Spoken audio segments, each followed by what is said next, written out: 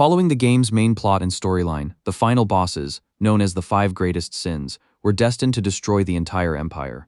However, the protagonist suddenly awakens in the body of a minor villain, a noble who, against all expectations, alters the course of the plot. In the future, this noble becomes the adopted father and sponsor of the very five greatest villains, fated to bring ruin to the empire. When he first arrives in this new world as the son of a count, he finds himself living a life of luxury and ease. Though the body he possesses is illiterate and has no special abilities, he's treated like royalty. Maids bathe him, servants obey his every word, and he doesn't have to lift a single finger. Our boy is living the dream, enjoying every second of being transmigrated into this world. But his peace doesn't last long. One of the maids informs him that his siblings will soon arrive, two brothers named Leo and Tonio.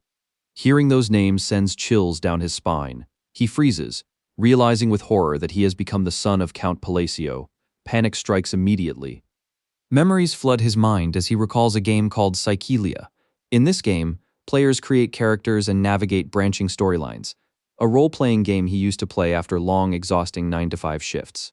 In that game, no matter what choices the player makes, the moment the five great villains, known as the Five Great Sins, appear, the entire empire begins to crumble. Nobles fall, kingdoms burn, and chaos takes over. The Five Great Sins represent the worst sides of humanity: wrath, greed, sloth, pride, and obsession. Among the noble families destroyed in their rampage is none other than the Palacio household, the same troublemaking family that serves as a side quest before the main storyline even begins. Just his luck. He didn't just end up as a noble, he's in the house that's fated to fall first. Now we finally learn his name, Alan Palacio, the third son of Count Palacio. Alan is completely traumatized by this revelation. He'd rather deal with his old boss shouting at him than die in some fantasy tragedy. For a moment, even being owed 5 months' salary doesn't seem so bad compared to facing a guaranteed death.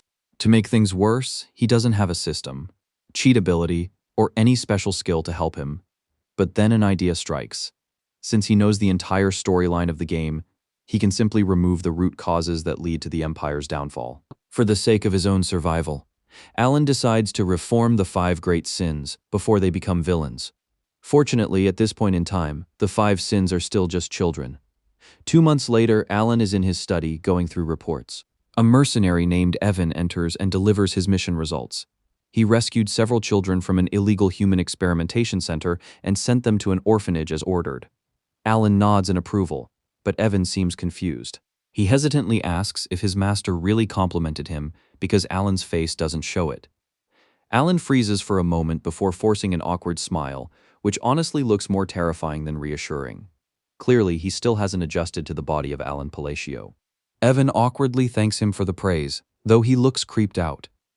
Alan then reveals that Evan is actually a rare character in the game, one known for his loyalty and honesty, unlike other mercenaries who betray their employers. That's why Alan hired him. Evan shifts the topic, recalling a certain girl named Utia, someone his master mentioned before. He admits that in all his years as a mercenary, he has seen many things, but this girl is definitely not normal. When he raided the experiment facility, she was the only one still chained, and that wasn't even the strangest part. Her presence alone was terrifying. From a single glance, Evan could tell she possessed immense power, yet she made no attempt to escape, almost as if she chose to remain there. Evan doesn't see any reason to keep her around and voices his concerns. Alan understands his logic, but placing her in the orphanage is part of his larger plan. That girl, Utia Bludia, is half-human and once signed a contract with a powerful being from another world. In the original game, she eventually becomes the first sin, the sin of wrath, killing hundreds of thousands. Alan thinks to himself that if she grows up in a peaceful and safe environment, maybe she won't turn into the monster she's destined to become. If that works, then he has already solved one of his biggest problems. Of course, all of this is just in his head. Evan is still waiting for an answer, so Alan casually says it's not yet time. Now Evan is even more confused. Still, Alan insists the matter must remain private and promises to personally sponsor the orphanage. Evan accepts the command, and Alan hands him a sealed letter, instructing him to deliver it to Utia personally.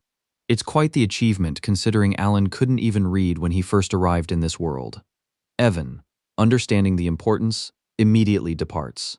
Meanwhile, Alan reveals that the letter contains a special message he received in the game after completing it several times. A quote from the Archbishop meant to help befriend a half-human. Unfortunately, in the game, the message always arrived too late. After Utia had already turned into the Sin of Wrath, attempts to calm her will fail, marking the beginning of the first boss fight. Though it sounds crazy to think a single quote could change fate, Alan believes it's worth trying. After all, he doesn't have many options left. Now, Alan turns his attention to finding the next great sin. Elsewhere, Utia stands quietly, reading Alan's letter. Evan watches nervously from the side, overwhelmed by the powerful mana radiating from her. Utia suddenly looks up and asks if Alan really wrote this letter himself. Her tone alone makes Evan break into a cold sweat. The sheer pressure she releases feels like something only a mage of the Master Realm could produce. One wrong word, and she might crush him instantly. Desperately recalling Alan's earlier words, Evan steadies his trembling voice and says, "He told me it's not yet time." A spark of recognition flashes across Utia's eyes from a particular line. Her expression softens as she murmurs that this is a line only her true master would know. Evan, still on high alert, watches carefully. Then, to his shock, Utia smiles sweetly and says she understands her master's intentions. The narration reveals that Utia is the daughter of a monster and bears the title of the Bloody Queen. Meanwhile, back at home, Alan Palacio sleeps peacefully, thinking he's avoided a disaster, unaware that he has just started something far greater than he can imagine. The next scene shifts to the Count's grand library, where Alan searches for clues about the third great sin. At the same time, Evan reports the successful rescue of the second great sin. Everything seems to be going according to plan, so Alan asks if the child has been treated well. Evan confirms, about to explain how he found the boy at a slave market, when the library door suddenly explodes open. The culprit turns out to be Alan's brother, Tonio Palacio, the second son of the Count. Tonio looks shocked to see his so-called illiterate brother in the library and realizes the rumor about Alan studying might actually be true. But our boy has zero energy to deal with this nonsense. Tonio, clearly irritated by being ignored, is demanding attention. Alan wonders how the real Alan ever managed to put up with this guy. Though tempted to snap back, he instead lowers his head and plays the obedient younger brother. Tonio smirks, satisfied that Alan finally knows his place, until a dagger flies past and narrowly misses his head. This family is beyond repair. Because the one who threw that dagger is none other than Leo Palacio, the eldest son of the Count. Tonio doesn't take the attack lightly, and just like that, the two brothers start fighting. While chaos erupts, our boy quietly slips away, grateful for the distraction. In his thoughts, he recalls that in the original game, the Palacio family was the first to fall, but reality proves they're far more dangerous than he imagined. The two brothers are constantly at each other's throats, fighting for the title of family head. In the underworld, both are infamous. Leo, the eldest, is known as the King of Prostitution, basically a powerful pimp who runs the capital's dark entertainment trade. Tonio, on the other hand, controls the largest drug cartel in the kingdom, so big it would make even Escobar jealous. These two are absolute disasters, and Alan wants nothing to do with them. For the sake of his own safety, he's fine living as the trashy third son of Count Palacio, unaware that this same trashy son is quietly fostering monsters who could one day destroy nations with a single word. For now, though, he's just as clueless as anyone. Evan resumes his report, explaining that the second rescued child seems far from normal. Alan stares at him blankly, almost as if he said something stupid. Evan can't understand it. How does his master keep discovering hidden illegal sites, an underground human experiment facility, a secret slave market, all in different regions? The more time he spends with Alan, the more confused he becomes. He concludes his report by saying the rescued boy has been sent to the orphanage. Alan simply hums softly, sounding almost uninterested. But inside his mind, he's panicking. The second child isn't just abnormal, he's a walking catastrophe. In the game, there was a united kingdom made up of several nations, with its central power being the kingdom of Kalia, the same place where the illegal slave market was found, and where the second great sin, Deus Makalian, made his appearance. Deus's past is unknown, but he was sold into slavery, abused, and passed from one place to another, He eventually broke and became the sin of sloth. His awakening led to the destruction of the entire United Kingdom in the most horrifying way imaginable. Players of the original game always complained about this arc. It was brutal. Ironically, Dace's core personality setting made him hardworking and dutiful, someone who always repaid both kindness and cruelty. Just thinking about that makes Alan's hands tremble. As usual, Evan questions why Alan would send such a child to the orphanage. Alan gives his standard answer. It's not yet time. Evan expected that. Later, it's revealed that Alan sends another letter to Utia. The contents are simple. His daily life, some random small talk, and most importantly, instructions to look after Deus Macalian. At the orphanage, Deus stands alone, isolated from the other children. Utia approaches him, sensing the darkness lingering around him, and he is broken. The scars on his body tell a story of suffering beyond imagination. She starts talking about the black goat, though its meaning remains unclear. Still, the moment she mentions it, Deus's dull eyes suddenly light up. Utia continues, saying he has been chosen by the Great Moon. She demonstrates her immense power and advises Deus to embrace the strength within him to unleash his true potential. She offers him a place beside her, promising that by following her orders, he will one day have his revenge. Under her guidance, Deus releases a massive surge of mana threads. The power shakes the air, but he manages to keep control. Seeing this, Utia smiles, satisfied with the result, and decides to write back to her master for the first time, starting with a simple greeting. It's safe to say something big is about to happen to Alan's family. The man just wants these kids to live normal lives, but they're out here forming a full-blown cult. The scene shifts back to the Palacio estate. As usual, Alan is buried in books, searching for clues about the next great sin. Evan bursts into the room with urgent news. It's about Tonio Palacio. Alan looks puzzled until Evan drops the bombshell. Tonio is dead. Looks like Utia's greeting wasn't just a letter. Poor guy ended up dead because of a brotherly banter. At the funeral, the Count himself shows no emotion. His son just died, but he doesn't look bothered in the slightest. Alan already knew his family was messed up, but this is on another level. He finds the situation suspicious. Tonio's death was ruled an accident from a fall, which doesn't match the original game's plot, where he was supposed to die at the hands of Leo. Alan doesn't know whether to feel guilty or relieved at that time, but one thing's certain, the bastard is relishing this moment. On the bright side, he didn't bring women to the funeral like their father usually does. Despite this development, Alan's goal remains the same: find the remaining great sins. A year passes since Tonio's death. Leo takes over his drug empire, and for once, the county is peaceful. Something else changes too. Alan and Utia become pen pals. Reading one of her letters, Alan smiles, relieved to hear that all the orphanage children are doing well. It also turns out the orphanage now has other sponsors, which both he and Evan find strange but welcome.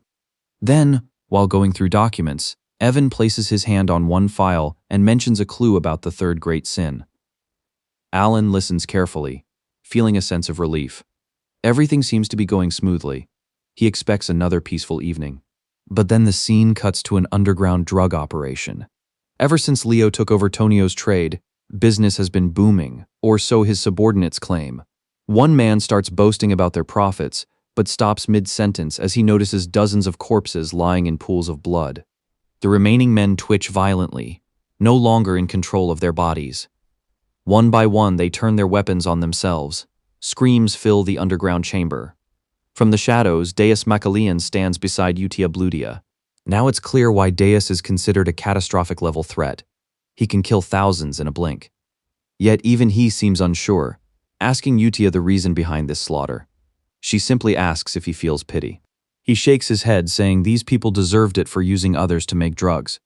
Honestly, I don't know how it's possible, but you might as well lend money to your annoyed ex and make a profit. When Deus questions what this has to do with revenge, Utia explains they are merely clearing the path for their master. These kids are far too deep into this madness. In their minds, everything must proceed according to his will. They now call themselves the Blue Moon. And it's definitely not a cult if they don't realize they already have a crest. 2 years have passed since our boy arrived in this world and became pen friends with Utia. The scene shifts to his backyard where Evan returns from his mission, completely exhausted. Apparently, all 5 children have been accounted for, Somehow, our boy managed to pull it off. He saved the 5 great sins. As part of Evan's reward, our boy offers him some pastries. While playfully tossing one for Evan to catch, he mentions that among the 5 great sins, the sin of greed was the hardest to find. But thanks to his gamer knowledge, everything eventually worked out. After that, he tells Evan to rest well. Evan, curious, asks if the orphanage mission is complete. When our boy confirms it, Evan sighs in relief. He also asks if his master is happy. In the truth, he's the happiest person alive, because now he's not destined to die. To show just how happy he is, he flashes a faint smile. Well, that's the brightest his face can get, one might say. For now, our boy enjoys a rare moment of peace, the same calm he felt when he first arrived in this world. In the original game, the 5 great sins only became bosses, because of their tragic pasts. Those tragedies were the triggers for their awakening. But even though he saved them, a small worry lingers in his heart. What if he saved them only after they were already broken? Thinking about this, he asks about the orphanage. Evan, while handing over a letter, reports that there's nothing abnormal. In fact, everything is going great. The once broken children who used to act like emotionless dolls are now lively and playful. Hearing that, our boy opens the letter and realizes he doesn't need to worry about finding a caretaker. Never in his thoughts did he expect Utia to handle everything so well. Maybe it's because of her connection to that place.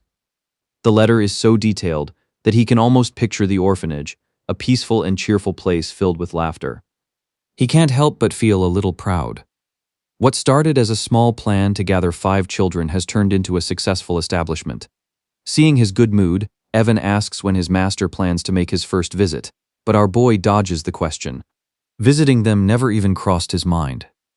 Sure, getting closer to them could have some benefits, but deep down, he's scared. The experiences he remembers from the game still haunt him. Even though he saved them early, the idea of meeting them feels like sending a lamb into a lion's den. Evan, unaware of his inner thoughts, waits for a reply, so our boy quickly comes up with an excuse. He'll visit in 5 years. Until then, he plans to focus on learning defensive skills. After arriving in this world, he discovered that he actually has the talent to wield magic. In this world, only those born with the gift can use it. While training, Evan suddenly remembers something and asks about the Blue Moon. Our boy hasn't heard of them, so Evan explains. They're a new group that's become popular for hunting down criminal organizations. On the surface, Palacio doesn't see anything wrong with taking out trash like that. But deep inside, he knows this wasn't part of the game's storyline, so he concludes it's probably just a temporary event. That's when Evan makes a throat-slitting gesture, adding that the group has also been killing nobles. At that moment, our boy's expression changes. He orders Evan to sleep next to his room from now on. Meanwhile, back at the orphanage, the kids are holding their own little meeting. And no, they're not just talking about kid stuff. Utia, standing like the boss she is, calls the first person to give her weekly report.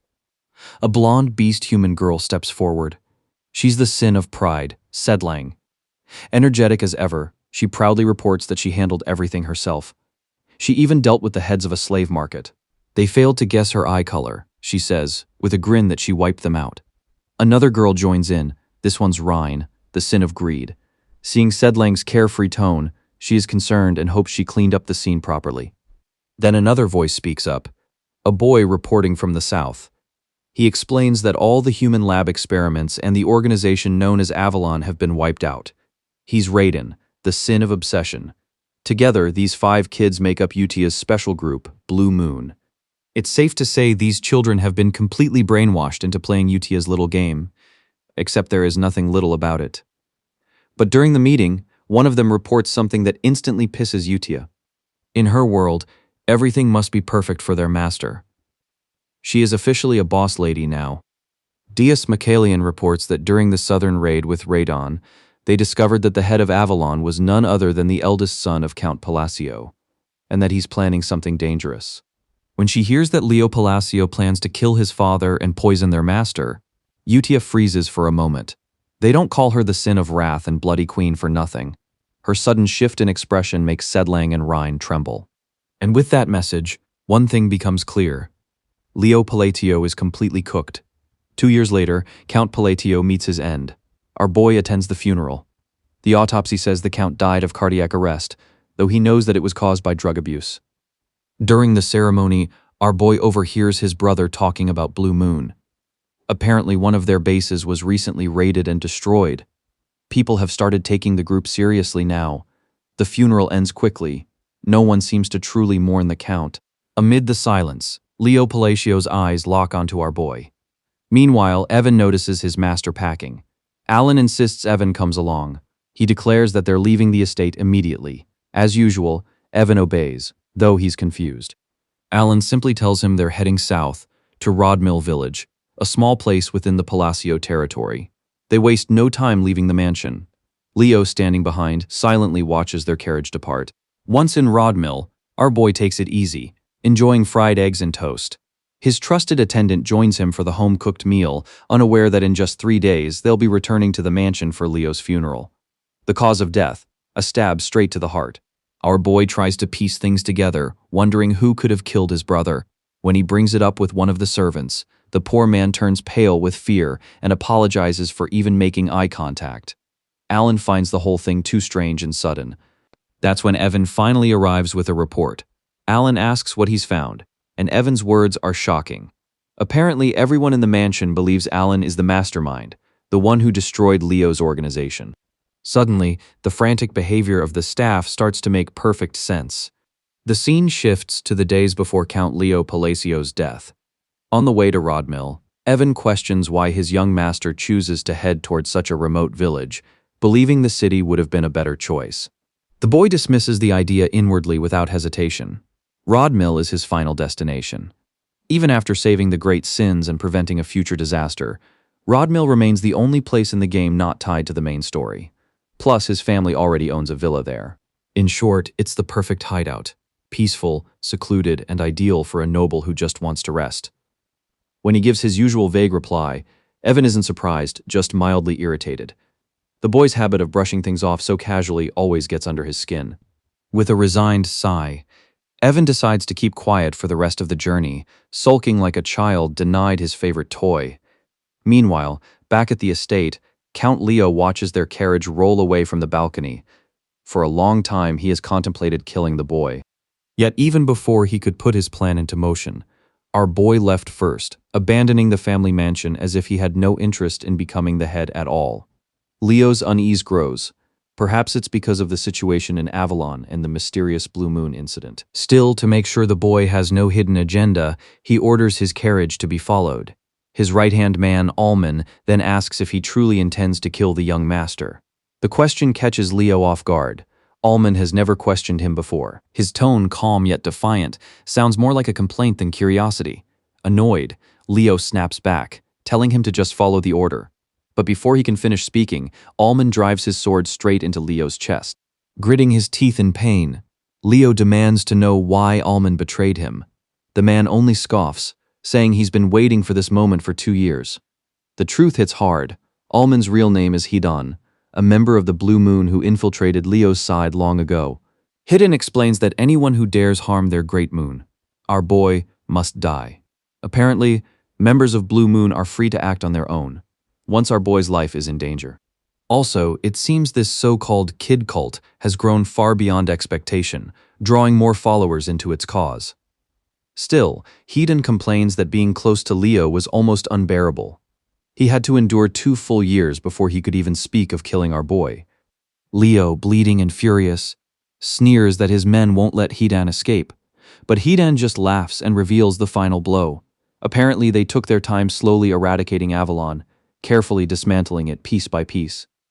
Now, they've ensured that the world remembers Avalon only as a criminal organization that vanished overnight, wiped out in an instant. During this time, the boy wakes up to a lazy morning in Rodmill. He enjoys a simple, home-cooked meal with Evan, savoring the rare peace of his new life. For the first time, every cell in his body feels like it's truly resting, but the peace doesn't last long. Evan arrives with a letter from the Count's mansion. As he reads it, his cheerful face stiffens, disbelief turning into horror. Count Leo is dead. With that single message, the boy becomes the sole heir, the new head of the Palacio family. Back in the present, the boy now sits quietly in a corner beside Evan. The rumors spreading through the house are absurd. He's being branded as the mastermind behind everything. He wonders how anyone could believe that. He's known everywhere as the trash son, the least likely person to orchestrate such a grand scheme. As if reading his mind, Evan explains, "The situation looks too convenient. The deaths of the Count and his siblings make him the only beneficiary. And conveniently, he was far away in Rodmill when it all happened, giving him the perfect alibi. The logic hits him like a slap, twisted but hard to refute." Evan adds that with Avalon gone, there's no one left to cause trouble. Then, with a straight face, he concludes that his master must be the mastermind backed by a powerful force. To some extent, it sounds like truth mixed with madness. Our boy is left speechless. Even if someone destroyed Avalon completely, no individual should possess the power to do so. After a long silence, he finally asks about the recent group hunting down criminals, the Blue Moon. Evan understands what he means but shakes his head. It's unlikely they're connected to Avalon's fall or Leo's death. For one, Blue Moon always leaves their crest behind as a statement. In addition, the scene is kept clean. Yet the Avalon members were killed with swords, a sign of a swordmaster's work. If it were Blue Moon, Leo's body would never have been found, and their signature crest would have been left behind at both the mansion and every Avalon base. This revelation drives the boy into deep thought. The Blue Moon doesn't even exist in the original game. He's now facing an unknown variable, something outside the script. Elsewhere, the group, now better described as the Elders, since more people have joined their cause, gathers for a meeting. Rein reports her mission success, assuring she left no traces. Seo Lang follows, saying all bodies were handled. Then Deus Michaelian steps in, reporting intel from their sources. 435 Avalon members remain. Raiden enters next, reminding them their orders were to cut those numbers in half. Utia shows a satisfied smile, though it remains a mystery how their orders are communicated, perhaps through one of Allen's letters that got misinterpreted. Either way, that single command, combined with Leo's failed assassination attempt, reduced Avalon, once the most powerful criminal organization, to ashes in just 5 days, not even a week. After the cleanup, Raiden reports one last finding. During their mission, he discovered a folder listing noble families tied to Avalon. Among them stands the Utia Duchy, a house deeply connected to the organization. It's official. The Blue Moon's next targets are the corrupt noble families. Utia doesn't need to give a long speech. Everyone present already knows what to do. The Blue Moon has evolved into a full-fledged dark ops force, striking from the shadows. Having children capable of toppling nations, now that's both terrifying and impressive. Still on the same topic, Utia asks about the situation at her information guild. Rein responds that they have handled it. Any matter related to the Blue Moon is now treated as irrelevant information. It's not just the information guild either. Deus adds that every other guild classifies their final cleanup as an attack carried out by a swordmaster. When Rein suggests continuing surveillance, Utia nods in agreement, but warns that everything must be kept secret from their young master. Out of nowhere, Deus brings up Count Leo's case, but Utia cuts him off mid-sentence. Her calm tone turns sharp as she reminds the group that they are nothing more than the sword in the young master's hand. They are not meant to act on their own. That incident was the first and last time they would ever move without his command. From this point on, they are to obey his orders completely. The atmosphere always shifts whenever Utia becomes obsessed with our boy. Even Deus, with all his composure, can't understand why someone as powerful as Utia, unmatched in strength, grows anxious and restless at the thought of their young master discovering their secret operations. Still, he doesn't dwell on it for long. To him, everything they do is for the good of their master. Speaking of which, the said master is currently buried under a mountain of paperwork. It's been only a month since he officially took the position of count, yet his workload is already overwhelming. Unlucky as always. The poor guy just wants to enjoy a peaceful, lazy, noble life, but fate clearly has other plans. Right on cue, another stack of documents arrives from the county officials. Ironically, these same officials used to be lazy when his father was alive, but now they've suddenly turned into diligent workers. Terrified ones, to be exact. Rumor has it that their new lord kills subordinates for the smallest mistake. Watching their trembling hands and fearful eyes, the young count is left speechless. The timeline shifts to him training with Evan. Evan can't hide his astonishment as he watches the count wield magic. For someone to become a second-tier mage within 2 years, and self-taught at that, is nothing short of extraordinary. Normally, it takes 4 years even for the gifted. So Evan's admiration is genuine, but inwardly, our boy feels uneasy.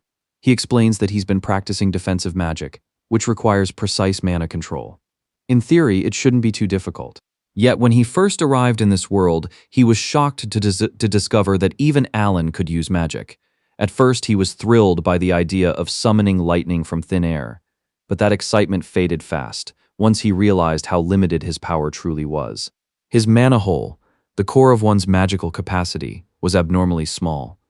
He compares it to physical talent. Just as some people are born with athletic bodies, others are born with strong mana capacity. Unfortunately, his own mana hole is so tiny, it's almost laughable, practically the size of a finger. No matter how much he tries, things never go the way he wants.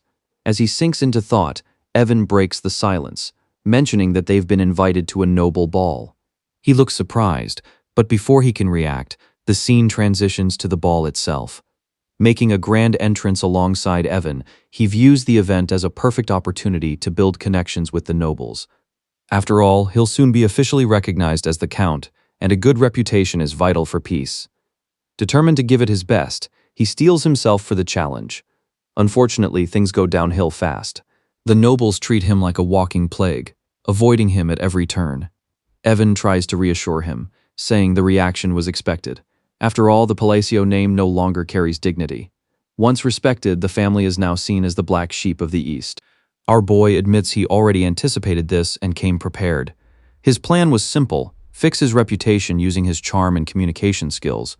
However, things take a humiliating turn when he casually asks a young lady about the wine and requests a few bottles to take home. Her reaction is pure horror. The girl turns pale and rushes off to her father, too terrified to even answer properly.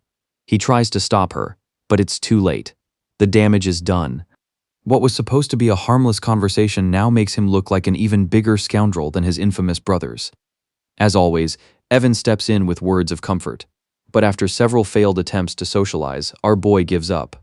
He's officially the most avoided person in the entire ballroom. Dejected, he steps outside to get some fresh air. Meanwhile, a beautiful red-haired lady quietly observes his every move from a distance. Outside, he stands lost in thought, wondering how everything could have gone so wrong. Then, unexpectedly, a gentle voice calls out to him. For a moment, he thinks it's just his imagination, until the voice speaks again. Turning toward the sound, he finds a girl standing there. She introduces herself as Lauria, the third daughter of the Utia ducal house. The name strikes him instantly, the Utia Duchy. In the game, they're one of the three great villain families, known as the Black Sheep of the North. And if a member of that family is willingly talking to him, it's clear she isn't just an ordinary noble. But that isn't what surprises him most. Despite his extensive gaming knowledge, he doesn't recall ever encountering her character in the story. Looking anxious, Lauria doesn't waste time with pleasantries. Her voice trembles slightly as she asks for his protection, a request that catches him completely off guard. Seeing the confusion in his eyes, she gathers her courage and reveals the truth. Someone is planning to assassinate her soon. During their brief conversation, our boy learns that Lauria's father, the Duke, has fallen gravely ill. And as the daughter of a mistress, her life is now in danger. This meeting is purely for survival and to find protection. After thinking it through, the boy finally understands why he doesn't remember her from the game. Lauria was destined to die long before the main story even began. Still, despite that grim fate, she asks for his protection. But the boy refuses without hesitation. Lauria tries to stop him, even offering half of House Altia's estate in exchange, yet he still turns her down and walks away. Protecting himself is already hard enough. Taking on her troubles would only invite disaster. Besides, he isn't as powerful as the rumors make him out to be. Even if he can't help her directly, he can't leave her completely hopeless either. So, with a faint smile, he reassures her that something good will definitely happen to her soon. In truth, he only hopes that someone more capable will appear to protect her. But unknown to him, his kids have been watching the entire exchange from the shadows. From the dark corners of the hall, Rein silently observes the situation. She analyzes Lauria carefully. House Altia is indeed connected to Avalon, but based on Lauria's behavior, she doesn't seem involved in her family's dealings. In short, she isn't one of their targets. Deus Macallian comments that this makes their job easier. They can eliminate the rest of the Altia family and leave her alone. But Rein raises a concern. According to Red Moon, which refers to Utia, their current mission is to cut off all leaks of information. Basically, Rein is reminding them to ensure their young master doesn't suspect their involvement in any of these operations, especially those related to House Altia. Meanwhile, the man who could turn nations to dust walks through the ballroom, lost in thought. He's unaware of the many eyes secretly observing him until someone approaches. He turns around, slightly irritated, but that irritation fades into surprise. The one approaching him is a striking red-haired beauty. From a single glance, he can tell she's dangerous. Her cheerful smile feels forced. He knows immediately who she is. Maintaining his composure, he greets her politely, addressing her as Lady Zenonia. She looks surprised that he recognizes her. He calmly responds that it's only natural. She's quite famous. Then, he gives a quick rundown for context. The three great villain families of the Kingdom of Asteria. To the north stands House Altia, which he already encountered. To the east lies his own, House Palacio, marked by their moon crest. Perhaps the reason the great sins call him the Great Moon. And finally, to the west is House Zenonia, the so-called degenerates. The red-haired lady before him is Kalia Zenonia, the eldest daughter of that infamous house. If the Palacios rule the underworld, the Zenonias take it a step further, refined crime, masked by wealth and charm. That's exactly why he wants nothing to do with her. Still, he keeps a calm face, pretending to be at ease while forcing himself to stay composed. After exchanging compliments, Kalia suggests they talk more. The boy accepts politely but quietly warns her that they're being watched. Hearing this, Kalia smiles faintly and says he truly is just like the rumors describe, whatever that means. With a mysterious tone, she says she looks forward to their next meeting and walks away, leaving him frozen in confusion. Her sudden change in demeanor feels far too strange to ignore. Meanwhile, Rein and Deus observes the conversation. Rein finds nothing abnormal, but Deus reports a new development. Someone has been watching their young master throughout the entire ball. Since no direct orders have been given, they decide to continue observing and eliminate the spy if necessary. The next scene shifts to a vast canyon bathed in shadows. Evan looks uneasy, wondering why the canyon remains so dark despite it being broad daylight. The boy, on the other hand, seems thrilled. He's finally found the place. Strange runes glow faintly along the canyon walls, and he assures Evan they're exactly where they need to be. In the game, this was a well-known area, the Labyrinth of the South, also called the Labyrinth of Whispers. It contains 8 chambers, each guarded by riddles that, once solved, grant powerful rewards. Confident, the boy remembers every part of the original walkthrough. When the gate of the labyrinth appears before them, it gives off a far darker aura than in the game. Evan, curious, asks how his master discovered such a hidden place. Our boy slips, saying he's been here often. Evan blinks in confusion. Realizing the mistake, he laughs awkwardly, calling it a joke. Evan sighs, warning him not to joke around with that kind of face. As they venture deeper, one of the trials triggers. They're suddenly attacked by winged creatures. Before they can react, a massive stone hand descends from above, crushing the monsters instantly. Evan freezes, staring at the colossal hand hovering overhead. He realizes instantly that failure means death. If they don't solve the riddle, they'll be crushed the same way. But his master remains eerily calm, completely unbothered by the danger. Evan is both terrified and amazed. 4 years of following this man, and he still can't understand how his mind works. Moments later, the boy casually announces he's solved the puzzle. Evan can only stare in disbelief. How could someone who rarely leaves his mansion know so much about everything? Eventually, they reach the final chamber, the treasure room. Among piles of gold and rare artifacts, the boy's eyes lock on a dull black ring. Evan frowns, calling it a waste. All that effort just for an ugly ring. But the boy warns him to drop that thought immediately, adding that touching anything else could cause serious problems. At last, he has obtained what he came for, the constraint, a powerful artifact. In the game, leaving the labyrinth was supposed to be simple. But this time, Evan's alarmed expression says otherwise. The piles of stone runes surrounding them begin to move, merging into giant golems. Evan draws his sword, ready to protect his master. The boy simply steps forward, ignoring the threat. Evan urges him to retreat, insisting they can't win this fight. The golems advance, and just as things look grim, the boy activates the constraint. Time freezes. Everything stops moving, and he finds himself in a strange, empty space. A voice echoes around him, declaring that he possesses a fragment of the great will of Nyarlala and must now state the two constraints he desires. In the game, this was just a simple selection screen, but here, it feels divine, real, and far more terrifying. He recalls the mechanics. The ring grants immense power, but only in exchange for strict limitations. Knowing this, our boy chooses the best constraints when the voice tells him to speak. Calmly, he raises his hand and performs a gesture, a domain expansion symbol.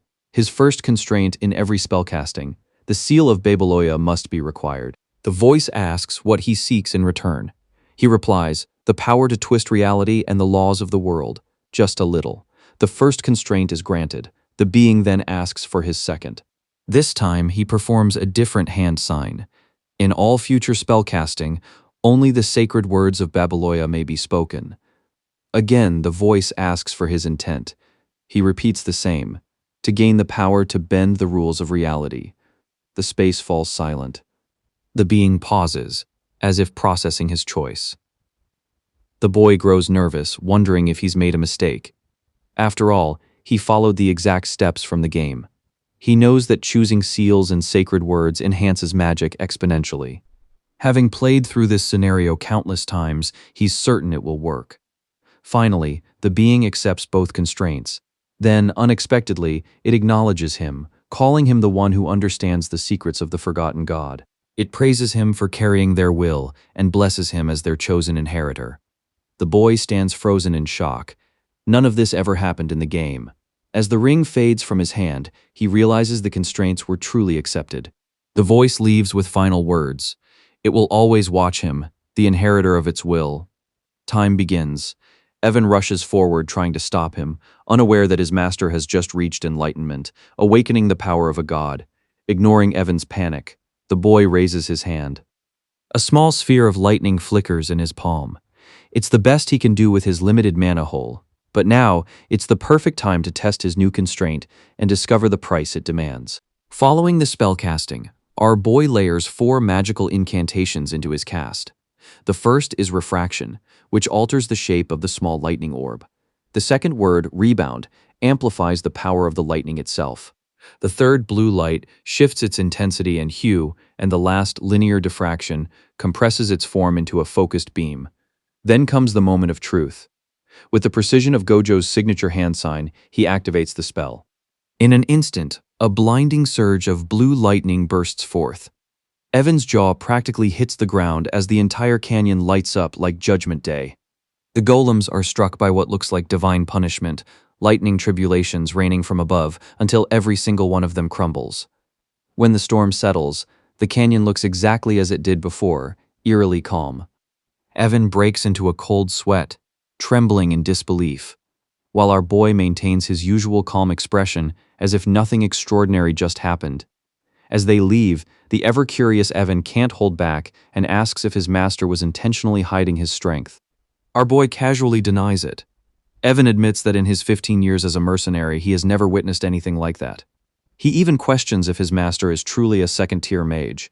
Our boy confirms, pretending it's no big deal, though deep inside, he's losing his mind. The spell was far stronger than anything in the original game. In Psychedelia, players could enhance magic using sigils and incantations per turn, but this was beyond anything the system allowed. He recalls that the spell he used on the golems was a lightning chain, but with 4 incantations stacked, the power multiplied over 5-fold. In simple terms, each word layered and amplified the lightning until it became a wide-scale area of effect catastrophe. And here's the craziest part. He was supposed to pay a price for using the constraint, yet instead, he gained more power for free. The being from the labyrinth even acknowledged him for wielding the will of the forgotten god, and granted him gratitude instead of a price. In other words, the cost of using the constraint is 0, and that alone is why the lightning chain became absurdly overpowered. Outside, Evan is drained and pale. Staring back at the labyrinth, he mutters in awe, wondering what kind of being could create something like that. Come to think of it, our boy remembers that the labyrinth has another name. Back in his original world, it was a shared tutorial and map area, and over time players began referring to it as the Labyrinth of Pelon. So he simply tells Evan that it was created by someone named Pelon. Evan's confusion deepens, but our boy just helps him up and decides it's time to return home. Along the way, he explains an important detail. During spellcasting, sigils affect the nature or element of magic, while incantations strengthen its power and effect. In the game, these were selectable options in a window, but now, sigils actually alter the essence of the magic itself. He suspects his precise mana control might influence their effect as well, but since he's out of mana, further testing will have to wait. Meanwhile, Rein has been observing everything from the shadows. She heads into the Labyrinth of Palan herself, where she reads the runes inscribed on the walls. They mention the age of the forgotten gods and the script of the Alanef Empire, along with a line revealing that Palayan was a swordmaster who stood his ground against darkness. None of it makes sense at first. Constraints, the gods, now Palayan and Alanef. But Rein's explanation sheds some light. She reveals that Palayan was a knight from the ancient Alanef Empire who once defeated Akolaka, the devourer of subject souls. She knows this because she was born under the Great Mission and raised within the ancient library. What shocks her most is that our boy already knew about Palayan, something that even scholars like her barely understand. While thinking about this, she realizes that Utia's real identity as the Bloody Queen differs from what is recorded in ancient texts, confirming that something about her is truly extraordinary. In addition, for our boy to know about Palayan and even be acknowledged by that name is beyond ordinary. The incantations he used in the canyon weren't recorded in any ancient archive, which only deepens her intrigue. Now, she realizes Utia's obsession with him might not just be infatuation. There's something divine about his existence. Now, she too begins to feel drawn toward him, her curiosity teetering dangerously close to Utia's obsessive level. At this rate, their admiration could easily tip into full yandere territory. Before she can process everything, Deus arrives with alarming news. The spy tailing our boy has been found dead. According to Deus, the spy's neck was twisted unnaturally, as if by an invisible force. Rein narrows her eyes, suspicious that Deus might be involved, but decides to handle the report herself. Meanwhile, the scene shifts to Count Zenonia's mansion. Our red-haired lady, Kalia, sits reflecting on her brief conversation with our boy. She concludes that the rumors about him being emotionless and detached might actually be true. What puzzles her, however, is that he called her famous. Yes, her family holds influence across the Western territories, but she herself rarely attends social events, this ball being her first appearance. Turning to her father, she asks if he doesn't find it strange. The Count stares blankly, silent as stone. Then Kalia snaps her fingers. Instantly, it's revealed. Her father is nothing more than a puppet under her control. With a sly smile, she admits she's the one truly running the county. Recalling their meeting, she realizes our boy must have noticed the spy she planted to follow him. That's probably why he avoided her. Truly, this woman is dangerously sharp and twisted. Just then, a servant rushes into the Count's study with urgent news. Kalia wonders what could be so important, but the servant quickly urges her to come to her room. There, lying motionless, is the body of the very spy she sent to monitor our boy. The servant explains that the seal on the spy's body remained unbroken, meaning he likely died while trying to reveal a secret. But Kalia interprets it differently. She believes our boy killed the spy and left the body in her room as a warning. Now her lips curl into an intrigued smile. To her, this isn't fear, it's fascination. Our boy just became much more interesting. At this point, our boy is basically the shadow of the story, just like the characters from Shadow Garden. Everything his 5 kids do ends up being mistaken for part of some grand and mysterious master plan. The next scene shifts to the Utia household. Lauria's carriage arrives home, and inside it she reflects on her earlier conversation with our boy. She becomes convinced that he carries the same cold gaze as the nobles who rule the underworld, just like her father. He is definitely not someone she should turn into an enemy, and at the same time, he may be her last hope. However, he refused her request for help, which she considers normal. After all, who would accept a deal that only brings heavy losses? Most of the power and influence once tied to her name have long been taken away by her siblings, leaving her with nothing. She has only survived this long thanks to her father's affection and mercy. As she wonders what can be done, frantic yelling snaps her out of her thoughts. The maids rush in with horrifying news. One of her sisters and one of her brothers are dead. Apparently both committed suicide. Lauria finds it absurd and struggles to understand what is happening. Yet the moment she asks about her remaining siblings, another maid, busy with her chores, screams so loudly that the entire mansion becomes alert. It turns out that the other siblings are dead as well, leaving Lauria as the sole survivor.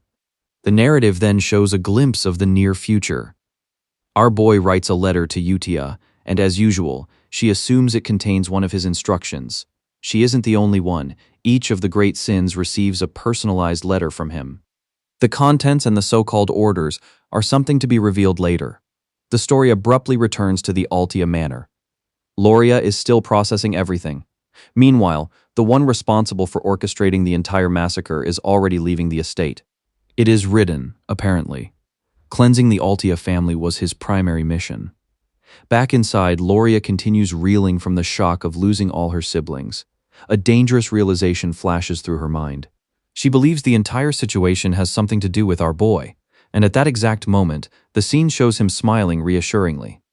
Unlike his calm expression, Lauria feels as though she has made a pact with the devil. Although relieved that she will not die, the idea of being involved with him sends chills down her spine. Regardless, she has now become the sole heir of the Utia duchy. Acknowledging this, she tells herself there is no turning back. She understands perfectly what will happen if she fails to meet his unspoken expectations. It is almost funny how much she overthinks the situation. In truth, his mission of collaborating with a noble has turned out to be a massive success. 2 months later, the story shifts to the Palacio estate. A messenger from the Utia duchy arrives under the new duke's orders to deliver a package, leaving our boy surprised. Upon opening it, Evan becomes astonished. The package contains Ceranics wine, an incredibly expensive bottle worth thousands of gold.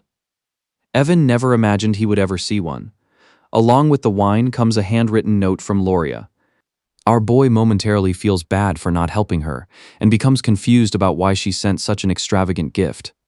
When he asks about Lauria, the butler refers to her as the Duke and explains that she personally prepared the gift. Our boy feels his brain glitch for a moment upon hearing this. Indeed, Lauria has become the Duke of Utia. It is only natural since she is the sole heir. After another exhausting day in her office, Lauria reflects on what happened during those past 2 months. After her father died from illness, she ascended to the position of Duke. Although her siblings died under suspicious circumstances, Lauria was completely cleared as a suspect due to her perfect alibi, the ball she attended that night. There was once a time when she had lost everything to her siblings, and realizing she was at their mercy became the most terrifying moment of her life. From her perspective, our boy stepped in and resolved everything flawlessly, despite rejecting her offer at the ball. She wonders how far ahead he planned everything. She never mentioned her father's illness to him, yet he somehow knew. To her, it seems like part of his grand scheme, even though it was simply Raiden's doing. But Lauria firmly believes she is now woven into his larger plans. Each great villain household controls a specific area of power. For example, our boy's family dominates the underworld, rising purely through business. If there is anything he lacks, it must be political influence. Meanwhile, the Utia family controls the political world from the shadows. Thinking this, Lauria decides to move forward with that assumption. She believes our boy will contact her soon, and she hopes he likes the gift she sent. Back to our boy. Lauria's butler leaves, and he remains stunned, trying to piece together the events that led to this situation. Months pass, and our boy notes that in 5 years the main story will officially begin. Evan approaches him with a letter from Utia. After accepting it, the conversation shifts to the death of his brother. Our boy asks if the Information Guild has found any leads. Evan answers no, the guild is still investigating, and wonders if his master seeks revenge. Our boy simply states that preparation is needed, all while thinking that this outcome is technically his own doing, the butterfly effect resulting from his influence on the story. Unaware of his master's inner thoughts, Evan comments that he is beginning to resemble a count more and more. He does not respond and instead opens Utia's letter. As usual, the letter contains warm words, so warm that anyone reading it might momentarily forget these children have the power to destroy nations. Of course, he is proud that they are doing well, and he has gradually become a father figure to them. Thinking of this, he asks Evan about their ages. Evan wonders why he is curious and does not give precise numbers, but mentions that the children are now old enough to enter society, essentially young adolescents. Our boy's worldview almost shatters. The letters always showed them performing childish activities, yet according to Evan, they are already old enough to leave the orphanage. Evan is shocked by his master's sudden decision because the entire orphanage system was originally built to keep them close. But our boy explains that the 5 are now grown and need real-world experience. Moreover, since he successfully prevented them from becoming the great sins, they are capable of managing on their own. Evan fully agrees. Then our protagonist explains that in the game, the storyline highlights each boss's unique traits and talents. He describes their individual strengths. Utia possesses the talent of faith. Deus is highly skilled with the sword. Rein excels in research and analysis.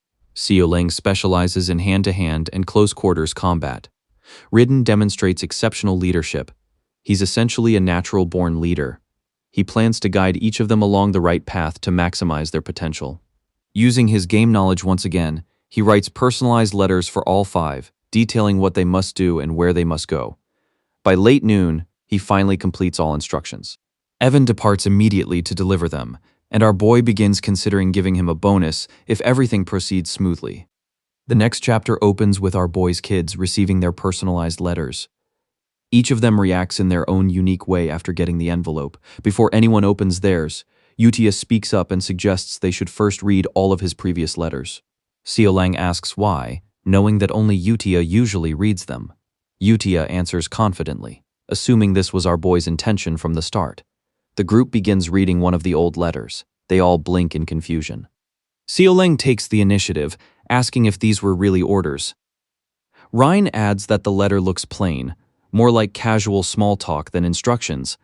Utia shakes her head and explains that our boy has always disguised orders as simple conversations. Pointing to one of the letters, she reveals that this was actually his first official order after the greeting letter. Furthermore, it was an elimination order. This explains the death of his brother. The next letter after that was one of appreciation and the moment he entrusted her with the blue moon. While she explains, the group stares with half-baffled expressions. Deus gives his opinion, saying this must be a method to prevent information leaks. Utia immediately agrees, delighted that someone finally understands the madness. If information security was the reason, Deus wonders aloud why they cannot simply visit him directly or use a magic communicator. Raiden supports the idea, saying letters feel ineffective. At that moment, Utia's demeanor suddenly shifts. She reminds them sternly never to question our boy's methods and to follow his orders without hesitation. Both boys understand that this argument cannot be won. To ease the tension, Seo Lang suggests they move on to their personal letters. After reading for a while, Deus reveals that our boy wants him to head to Caliburn, the City of Knights. Seo Lang, with a defeated expression, mentions something about a colony in her letter and complains about hating deserts. Raiden states that he is instructed to head to Raxus, the entertainment city. Rein is told to go to the maze city of Larthena, and Utia is instructed to travel to Rosario, the Holy Kingdom. When Utia tells them all to follow the instructions in their letters, Deus is the first to express confusion. He explains that he has been told to become a knight, while Seo Lang mentions that our boy promised continued support no matter what. Rein adds that his letter mentions a gift for each of them, and Raiden notes that they will probably understand once they arrive. Before ending the meeting, Utia gives one more reminder. No one is permitted to speak about the blue moon. And with that, each of them heads to their respective destinations. The scene shifts to 3 months later. Our boy is seen in his study, using his free time to research magic. He discovers a theory he plans to experiment on later. Turning to Evan, who is sorting books, he asks about the guild's progress on finding Leo's killer. Evan gives the usual reply. They still haven't found anything. Once again, our boy thinks he is the cause. Saving the great sins created a butterfly effect that altered the original timeline. Originally, Lauria was supposed to meet her end before the main plot of the game began. But now she is the Duke of Utia, and not only has she united her family group, but it has expanded exponentially. A chill runs through him at the thought. Ultimately, he instructs Evan to drop the investigation into his brother's murder. Evan questions the sudden decision. As if to answer, the narration enters his thoughts. There are situations where ignorance is gold. In the original game, the Information Guild never failed to uncover any truth. But now they can't trace anything. He begins to wonder, what if the truth is something he should never uncover? Something that could lead to his death? He concludes that any secret organization strong enough to hide from the guild would never target him as long as he stops snooping.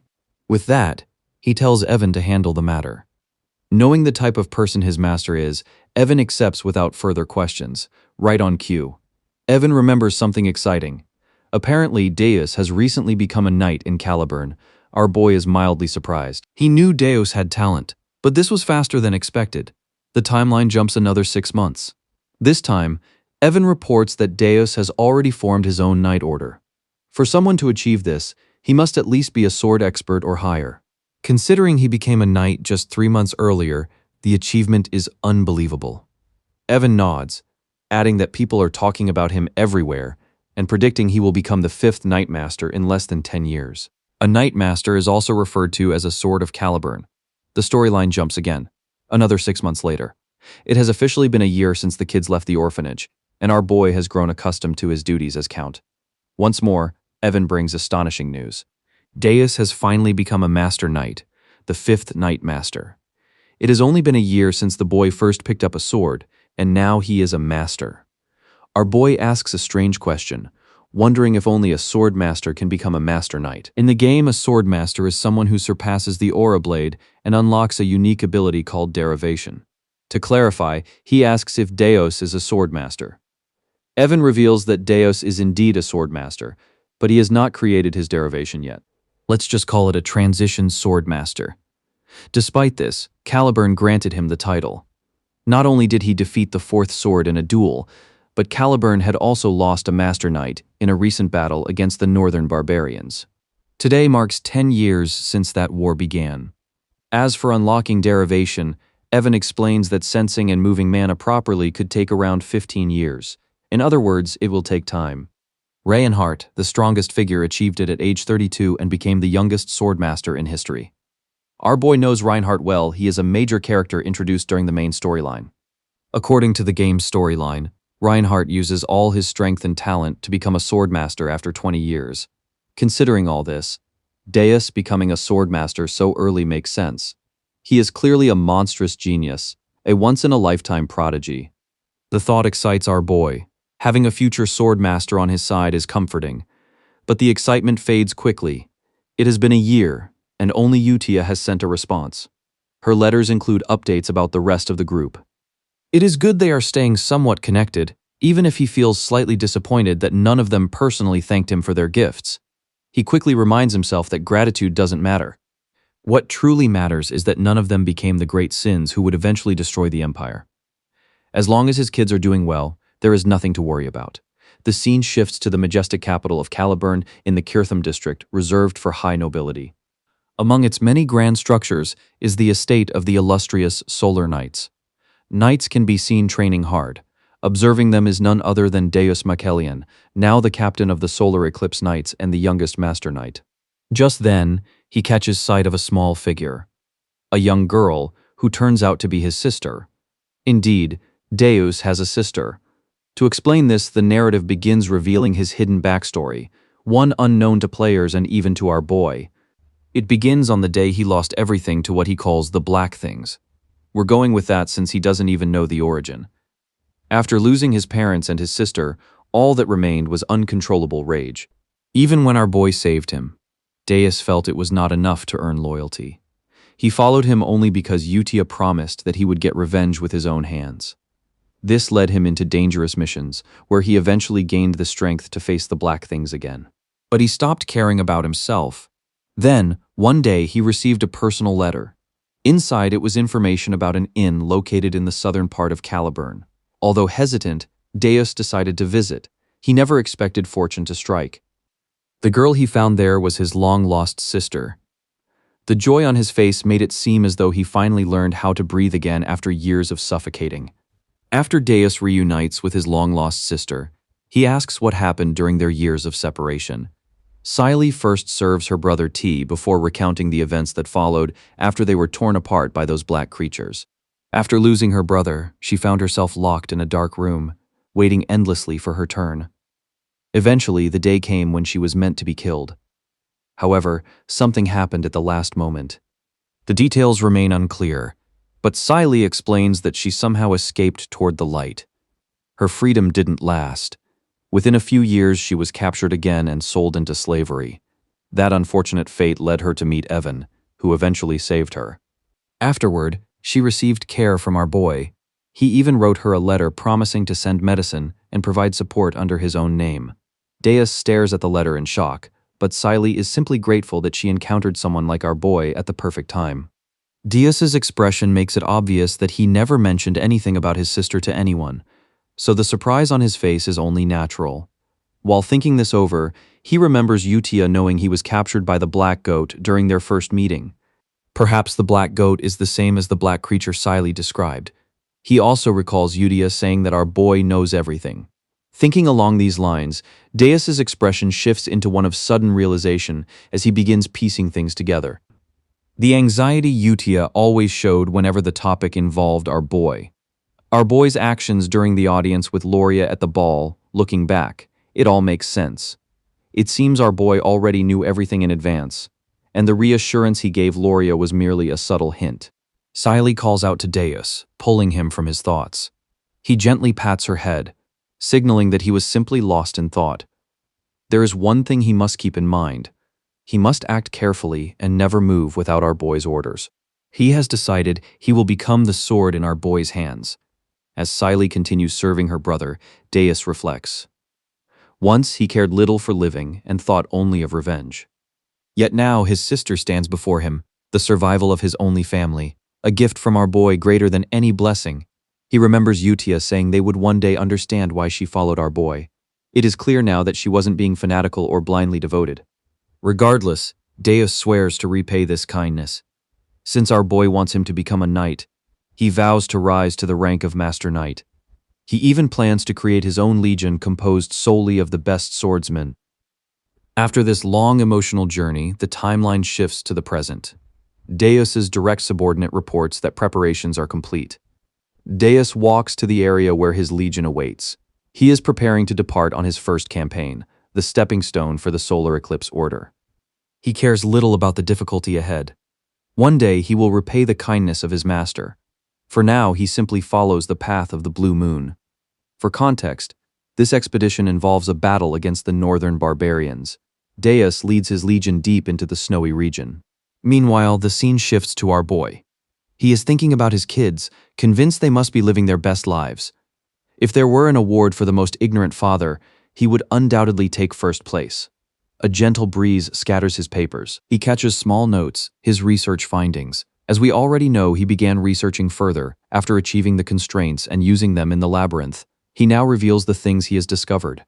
Starting with the incantation words, which he calls phrases. The first is refraction, a phrase that perfects errors during spellcasting. This is the one he used in the labyrinth, causing his magic orb to spread. As for rebound, it alters the form or state of magic, often linked to sigils. Blue light reinforces parallel magic, acting like an electric charge. And finally, linear diffraction increases magic penetration, essentially boosting damage like a critical hit. However, using these phrases comes with strict rules. Firstly, the correct phrases must be used during spellcasting. Second, a previously used phrase cannot be reused. Phrases cannot be stacked. Third, only 4 phrases can be used per spell. If any rule is broken, the magic will fail without question. Our boy complains internally. With such a limited mana pool, figuring this out took ages. Since the game setting states that the hand signs and phrases of Babylonia were forgotten, all of this had to be researched from scratch. Now, it is time to see how far 2 months of training have taken him. He performs the first hand sign and summons lightning, using it to form a mana sphere. He notices that eliminating the focal point of the sphere creates an imbalance in the spark lightning. To correct this flaw, he chants fixation. Seeing results, he continues, adding compression, which squeezes the manosphere as its name suggests. The third phrase he adds is breakdown, followed immediately by fleeting bloom. Each phrase comes with its own hand sign. With all 4 phrases successfully added, the once simple magic sphere transforms into something resembling a lightning tree of mana. During this process, our boy discovers 2 more rules. The first is that the phrases must be used in order. He is analyzing the second when a loud voice interrupts him. Turning around, he sees 2 people. It is the red-haired beauty, Kalia, escorted by a man. She is stunned, shocked to see him using what she calls origin magic. Our boy is just as shocked, wondering why she is here. Suddenly, the man speaks in disbelief, claiming that using origin magic means our boy has reached the level of a 7th circle mage. Our boy tries to process how someone who was only at the 2nd tier suddenly jumped to the 7th circle. It is safe to say he has a lot of explaining to do. While sitting in the Palacio family reception room, Lady Kalia reflected on the two main reasons she had come to visit our protagonist. First, she suspected that he held a card that could potentially destroy her family. Second, she wanted to know what power or means he had used to secure control of the entire Palacio estate, as well as who was backing him.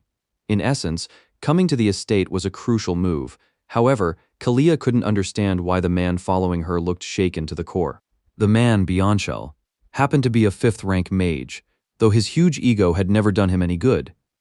Kalia remembered that he had been expelled from the Mage Tower for inhumane research, and that his strength was enough to wipe out an entire army. Yet she could sense fear radiating from him, as if he had seen something he shouldn't have. In the middle of her contemplation, our protagonist, Elban, entered the room with a calm yet firm expression. He demanded to know why she had come to his estate. Kalia began by apologizing for the sudden visit.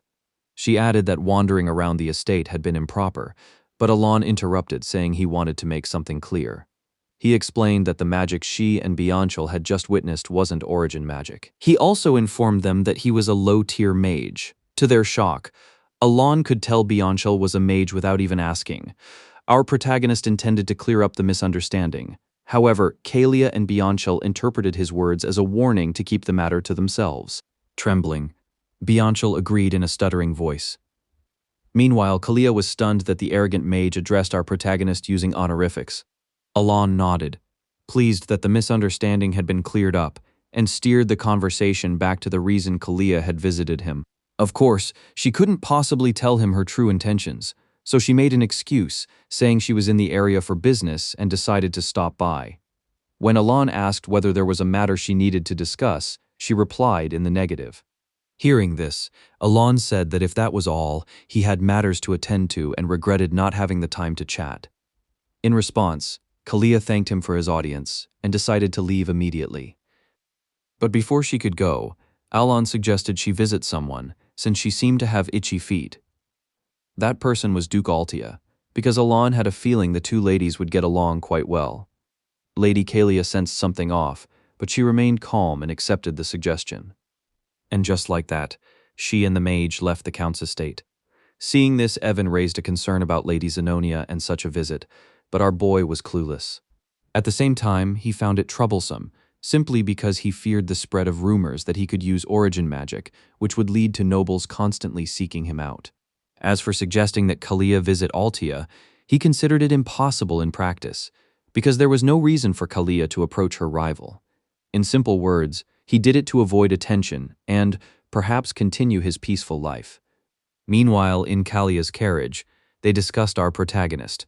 Kalia began by asking if what they had really seen was origin magic. Bianchel replied that it wasn't, making her question his earlier reaction. To break it down, Bianchel started by explaining origin magic. Magic with its own laws and immutable principles. A privilege granted only to supreme archmages. However, when he checked using his observation eye, Elban's magic wasn't origin magic, because it was different. The principles on which origin magic operated remained intact. In Elban's case, those principles were torn apart. Basically, our protagonist had twisted the rules of reality and magic itself. Bianchel recited each phrase Elban had used during casting, saying Elban was essentially destroying the principles of magic and reassembling them at the same time. Now Kalia began to understand, but the mage wasn't done. He believed what he had witnessed was undeniably the work of the forgotten great god. Babylonia, he admitted the more he thought about it, the more frightening it became. You see, he had once dedicated time at the Magic Tower to studying the works of the forgotten god and had earned praise for it. So he was speaking from experience. He warned Kalia that she absolutely must never make an enemy of Count Elban Palacio. Hearing this, Kalia initially wanted to dismiss the idea of visiting Utia, but now she had no choice. She thought that our protagonist had already considered her a pawn from the start. Truly, our protagonist was terrifying. 5 months later, no, 2 years later since our protagonist's kids left the orphanage. The scene cut to the Count's office. When Evan entered, Elban assumed he had come to give a report about the kids. However, to his surprise, he learned instead that House Zenonia and House Utia had formed an alliance. Evan further explained the legitimacy of the alliance. Our boy found himself in the middle of an existential crisis. Because of this, He reflected on his previous conversation with Lady Zenonia and had brushed it off, thinking it would be temporary, considering Kalia's arrogant personality. However, just to be safe, he thought about taking some measures. With that in mind, he wrote a personal letter of apology to Lady Zenonia. And yet something told us something huge was about to happen. Before we could find out, Elban reviewed a report and thought about his kids. He hadn't heard anything yet about Utia, about Raiden, or about Seo Lang. He hoped Seo Lang in particular hadn't died, because if she followed the instructions he gave her, she could even rise to become the next Baba Yaga, and no, we aren't talking about John Wick. Anyway, Seo Lang had been sent to retrieve an item called the Sacred Beast of the Golden Mane Tribe, a glove that grants critical hits once equipped. Elban thought that if she didn't become the Sin of Pride in the future, she would have become a great warrior of her tribe, hence why he wasn't too worried about her. The land he sent her to was a place where strength dominated, the Desert Nation colony. At the colony, inside one of the caves, we finally saw Seo Lang after what felt like a long time. With the sacred beast finally in her hands, she expressed relief after enduring such a great ordeal to obtain it. She also thanked our protagonist, the Great Moon, for giving her such a gift. It turned out she had only heard about the glove in stories. Thinking about it took her back to her childhood. Seo Lang's people were the Golden Mane tribe. Back then, she listened to stories about their ancestor, and how her clan, the Langan, were direct descendants of the king of all beastkin. The essence of the sacred beast was a legendary heirloom passed down through generations, a symbol of power and authority for their clan. For one to be worthy as its wearer, the person had to face the trials within its inner world. With the glove in her hands, she thought about her past before encountering our protagonist. Back then, she had been resigned to dying as a test subject after the destruction of her clan and after the black dragon that killed her parents. But now, she had the power to seek revenge. Now she understood why our protagonist had sent her here. Her path was to become the greatest gladiator. Then she would gather the rest of her clan and restore it to its former glory, without forgetting to slay the so-called black dragon. Her blood boiled with excitement. She looked to the moon and thanked our protagonist once again, thinking to herself that the Golden Mane tribe would rise again after 500 years. While reading a document with a composed yet thoughtful gaze, Evan remarks that he remembers something. He reports that the Information Guild has obtained news about the children, catching our protagonist slightly off guard. Apparently, Seo Lang is performing very well in the colony, earning the alias Golden Flash. Surprise flickers across Elban's face upon hearing this. Then his expression softens into relief, as he is glad to know she is doing fine. Evan confirms his thoughts, saying that in the colony, strength is all that matters. Elban suddenly asks about Raiden, commenting that he hasn't heard any information regarding him. Evan replies that they have very little information on him and are still taking time to confirm its integrity. Evan is then asked if he is busy, prompting him to react in shock, wondering why his master is staring at him like that. That is when our protagonist tells him they are heading to the Magic Tower, leaving poor Evan in shock since he was not informed. Our protagonist pretends he already mentioned it, but Evan is used to the way his master behaves. He immediately begins preparations to head to the Blue Magic Tower. Once Evan leaves, our protagonist slumps into his chair, thinking about how spending a month in a carriage is already exhausting, yet he has no choice, as he needs something to support his lack of mana. That is the reason he is heading to the Magic Tower located in the Labyrinth City, which brings back old memories. As the name suggests, a labyrinth is located at the center of the city, and he remembers grinding in the labyrinth to obtain items and increase his level. He also remembers that no player was able to reach the end of the labyrinth. One player even claimed to have reached the 150th floor using cheats. This became a major topic of discussion within the game community, because artifacts and relics are constantly discovered there. Anyone with the magic appraiser skill is considered to have a wealthy profession within the city. Thinking of this reminds him of Rhine. She once mentioned that she took the appraisal exam and was confident she would pass. In addition, he feels a bit guilty when considering the gift he left her. It was only an appraised item and seemed small compared to what he left for his other children. The narrative then shifts to the Labyrinth City, in a place called Larthania. Known to be ruled by no one, it is a city for adventurers and mercenaries. Within this city, one shop stands out. It is called Murd. It is a shop that quietly gained fame through special services. catered to nobles and A-rank adventurers. Inside the shop, Rein reports to a noble gentleman that the appraisal is complete. She explains that the device ignites flames using mana. The relic earns an imprint, leaving the customer in shock. Rein explains that with just a bit of mana, the flames will last longer, which is the effect of the imprint. The customer finds this extremely useful. After thanking her, he leaves the shop. Rein finally attends to the last customer and finishes her work for the day. Her eyes land on an item. She believes this item can also be imprinted and explains that this is the reason Murda became famous for its imprints. She approaches a strange artifact radiating a blue aura. Rein thinks to herself that at first, she did not understand like the others why our protagonist specifically told her to become an appraiser. She believes our protagonist is a true friend of Palon and the one who formed a pact with the forgotten gods. She realizes now that everything he has done was meant to eliminate the black things, first the black goat, then the black dragons, and now these things once more. Regardless, she continues reflecting, saying that she followed our protagonist's orders, yet she did not understand how her role as an appraiser could stop the black things. That changed the moment her eyes landed on the gift he left her. Rein immediately recognizes it as the sealed eye of the stalker, an artifact that assists with appraisal.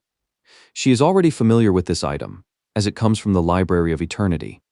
The moment the seal on the eye is broken, the eye gains an ability to imprint items.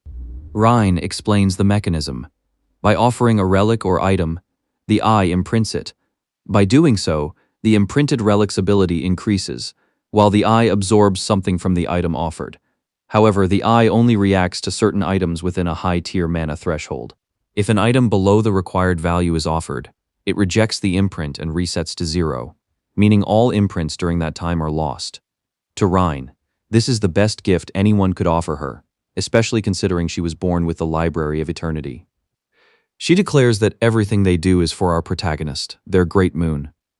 The scene finally cuts to the Blue Magic Tower. Inside, our protagonist encounters the Vice Tower Master, Fine Kryzine, a sixth circle mage, who tells him to state his business and leave. The atmosphere between them feels awkward. Meanwhile, Elban quickly recalls information from the game. Fine reached the 8th circle at the age of 20 and was considered a genius, eventually becoming the Tower Master.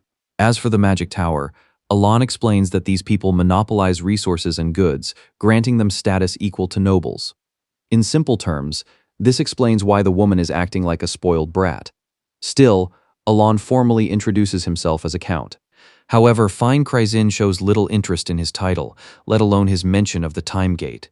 She freezes the moment Elban claims he can close it. In the game, other dimensions are accessible to this world through cracks, also known as time gates, which appear due to strange abnormalities. In response, Fine Kryzine scans Elban and asks if he is certain he can do it with such low talent. Before Elban can respond, she waves her hand dismissively, as if chasing away a fly. She snaps, asking if he knows how many people have tried to involve themselves in this matter, simply to secure the treasure that appears after closing a gate. However, Elban insists that she at least give him a chance. Fine becomes even more annoyed, stating that the only reason Elban became a count was because his sibling died. That does not mean he can walk into the Magic Tower and cause a ruckus. Elban and Evan stiffen under the sheer pressure of her released aura. What is shocking is that she knows about the affairs of the nobility despite remaining within the Magic Tower. Seeing this, Evan states the obvious, insisting they should not provoke her. Ignoring him, Elban steps forward and offers a deal. If he fails to eliminate the gate, he will surrender all his assets to the tower. Fine Kryzine scolds him for speaking nonsense. With a calm yet resolute expression, the protagonist suggests they make an oath. She considers it for a moment, then agrees. She leads him to the gate and reminds him of the oath should he fail to complete it. Seizing this opportunity, she decides to examine him, wanting to see whether he truly has control over his county or if he is just another lucky fool. She also expects his demise, believing that with such a pathetic mana pool he will never be able to close the gate. In truth, there is usually no reason to close gates, as they naturally shut after 3 months and release a relic. However, the Blue Tower's crack is different. It has not closed and has been slowly expanding for the past 2 years. As our protagonist prepares to begin, she warns him to leave if he does not know what he is doing. Fine scoffs, asking if he intends to cast magic with his bare hands without a medium or staff. She is shocked, realizing this is an ancient method that exists only in legends. However, the moment she tries to stop him, the atmosphere subtly changes and falls into eerie silence. Fane cries in, thinks she cannot move, before correcting herself and realizing that everything has frozen. Frightened yet curious, she activates her observation eye. What she sees next sends chills down her spine. In the presence of a forgotten god, even a sixth circle mage's talent feels like nothing. Under the intense pressure of the forgotten god, it feels as if her thoughts are being scrambled. The more she tries to understand, the deeper the confusion becomes. Seeing this, the forgotten god reaches forward to them but accepts a demand from our protagonist, leaving her in shock. Cold sweat drips from her pale forehead as she begins to vaguely understand what is happening. The god is essentially telling a simple, insignificant-minded being like herself to remain silent. With that, Babylonia disappears as the crack closes. Time resumes once again. Seeing Fine Crazine in such a state, our protagonist informs her that the gate has been closed. In addition, he states that he wishes to keep the relics it spat out, thinking to himself how easy it was. However, her lack of response leaves him confused. She finally responds, telling him that she promises not to tell anybody. This only leaves our poor protagonist even more confused. Worse still, she begins to fear him, going as far as swearing that she will keep everything that happened a secret. He is surprised by her sudden change in behavior. Where did the spoiled, arrogant woman from before go? Regardless, he shrugs it off and suggests they head back to the county. Just then, she stops him mid-step. Still trembling from earlier, she offers him a recovery potion. Our protagonist takes one and examines it, noting that it is a high-rank, wide-covering mana potion made by Fine Crazine herself. She unexpectedly asks if he likes it, leaving him shocked, as such a potion is equivalent to a year's salary. Even so, he still cannot understand why she is overreacting. To everyone's shock, she suddenly mutters the words of a mana oath. Our protagonist thinks she is going too far. However, before he can stop her, the process is already complete. Mana chains wrap around both of them. With this, Fane Crazine assures him that his secrets will be kept, leaving our protagonist confused, realizing that she has misunderstood the situation. Just like that, he obtains a relic, 5 potions, and a mana oath. Evan notices the bracelet on his master's wrist and wonders if they really came all this way just for that, as he was expecting something more. Our protagonist replies that this is something he truly needs. He explains that the bracelet is called the Seal of the Unholy One, and the gemstones embedded within it store mana from the atmosphere. In summary, it solves the problem of his small mana pool. Still, it is frustrating that his body can support so little mana. But remembering that his goal is to conduct magic research and survive, he dismisses the thought. Evan notices that his master is doing that thing again. Our protagonist reflects on Fane Crazine's behavior. He wonders why she suddenly acted so politely. To make things clear, he reminds her that he is only at the second circle. In response, she gives him a thumbs up and says he looks exactly like a second circle mage. Regardless, her reaction reminds him of Kalia and Bianchel when they visited his estate. That uneasy feeling lingers to our protagonist. It does not matter, as he believes he will never see them again. He stares out the window, commenting on how peaceful everything seems. Meanwhile, at the Atlia Duchy, Lady Atlia receives an unexpected visitor. It is the red-haired beauty, who comments that Lady Atlia has not changed and expresses her happiness at seeing her again. The two women begin discussing our protagonist, with Kalia remarking on how astonishing his foresight is. She recalls the time our protagonist instructed her to visit the Atlia estate. The moment she obeyed, she quickly understood his intentions while speaking with Lady Atlia. Both women realize just how much power our protagonist holds and how insignificant their houses seem even when combined.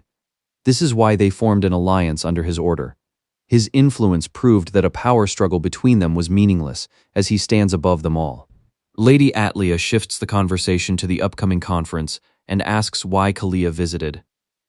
Kalia reveals that our protagonist sent her a letter, using the day she visited his estate as an excuse. As Lady Atlia reads the letter, she initially looks puzzled. It appears to be nothing more than a standard conversation between nobles. Seeing her reaction, Kalia points out that it looks like a simple apology letter on the surface. Lady Atlia completes her thought, saying that it is likely a command. The two women realize they are far deeper into this than they thought.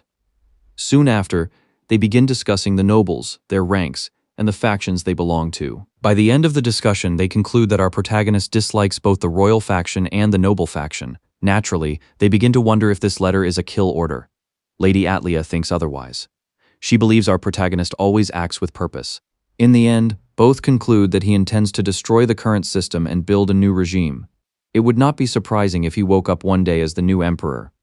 With these women involved, it is not entirely impossible. Meanwhile, our protagonist only wants a simple life, while these women are discussing the destruction of aristocracy and the nobility system. Back at the Magic Tower, the Tower Master returns and asks for details on how Count Palacio closed the gate. Fane simply looks at her master, as if she is being told to do homework while her favorite show is airing. At the same time, our protagonist suddenly coughs. He makes an excuse, thinking that someone must be talking about him. Somewhere in the Holy Kingdom, we finally see Utia once again. Or rather, Sister Utia after a long time. The Master returns loudly, calling for Fine and announcing his arrival. His expression shifts as he senses that something is missing. The presence of the time gate is gone, so naturally the Tower Master, Celium Micardo, an 8th Circle mage, demands to know what happened. However, Fine Kryzin is slumped over and barely conscious, looking drained to the bone. She weakly recognizes her master's presence. The master freezes, then calls her name again, sharper this time. He presses for an explanation, demanding to know what is wrong. She gives no clear answer, leaving behind only an uneasy silence. Celium Micardo begins thinking hard, confused and wary. The missing time gate and Fine's condition do not add up. The narrative explains that after gaining status, Fine Kryzin began acting more and more superior. Her arrogance and flippancy only grew worse, to the point where it felt sky-piercing. Because she was a genius, he let it slide, believing that the moment she reached the 7th Circle would mark a clear turning point, one where she would naturally become modest. Now, Celia Micardo is genuinely confused to see her in such a depressed state. When he asks her for a proper explanation, Fine Kryzin gives him the same look she had in the previous chapter. She explains everything vaguely. When Celium Micardo asks if this means the gate was closed, she explains that she made a mana oath and cannot say exactly what happened. She nods, saying that is most of it, but adds that she can speak about the parts she herself does not understand. Celium Micardo pats her on the head, thinking that the girl must have witnessed something incomprehensible, perhaps origin magic. She is so frightened that her arrogance has completely disappeared. Because of this, the Tower Master grows interested in our protagonist. The scene shifts back to our protagonist. It has been a month since he returned from the Blue Magic Tower, and he has been practicing ever since. As a result, he writes down a new discovery regarding the use of phrases during spellcasting. Just then, Evan steps into the courtyard. He comments that his master's magic seems to have grown stronger. Although Evan is unsure whether this level of power suits a 2nd Circle mage, he can tell at a glance that his master is far stronger than he was a month ago. Our protagonist agrees without argument, thinking that a simple gravitational spell should not create a crater. If it does, it should not be this massive. Even so, he feels he has not grown as strong as he imagined. He explains his theory. If his magic were truly increasing, it would not be due to phrases or proficiency alone. He further explains the difference. Proficiency is tied to realization, while phrases are words that alter attributes. In addition, for the past month, he has been studying phrases using gravitational magic, repeatedly using almost the same phrases in different arrangements. In the end, he discovers that power increases gradually as he fine-tunes the optimal arrangement. In simple terms, the better the phrases are arranged in advance, the greater the magic output. Despite this theory, he thinks to himself that it should be impossible for magic to increase so drastically from this alone. At that moment, Evan tells him that he has received a letter from Utia. Our protagonist takes it and heads inside, explaining to the confused Evan that he is done for the day since he has exhausted his mana. As he begins thinking about what could possibly increase his magic, one idea comes to mind: curses. He explains that curses are rituals where a curse is placed on someone by the caster. The victim suffers but gains something in return. Since that seems impossible, the only remaining explanation is that he is receiving faith.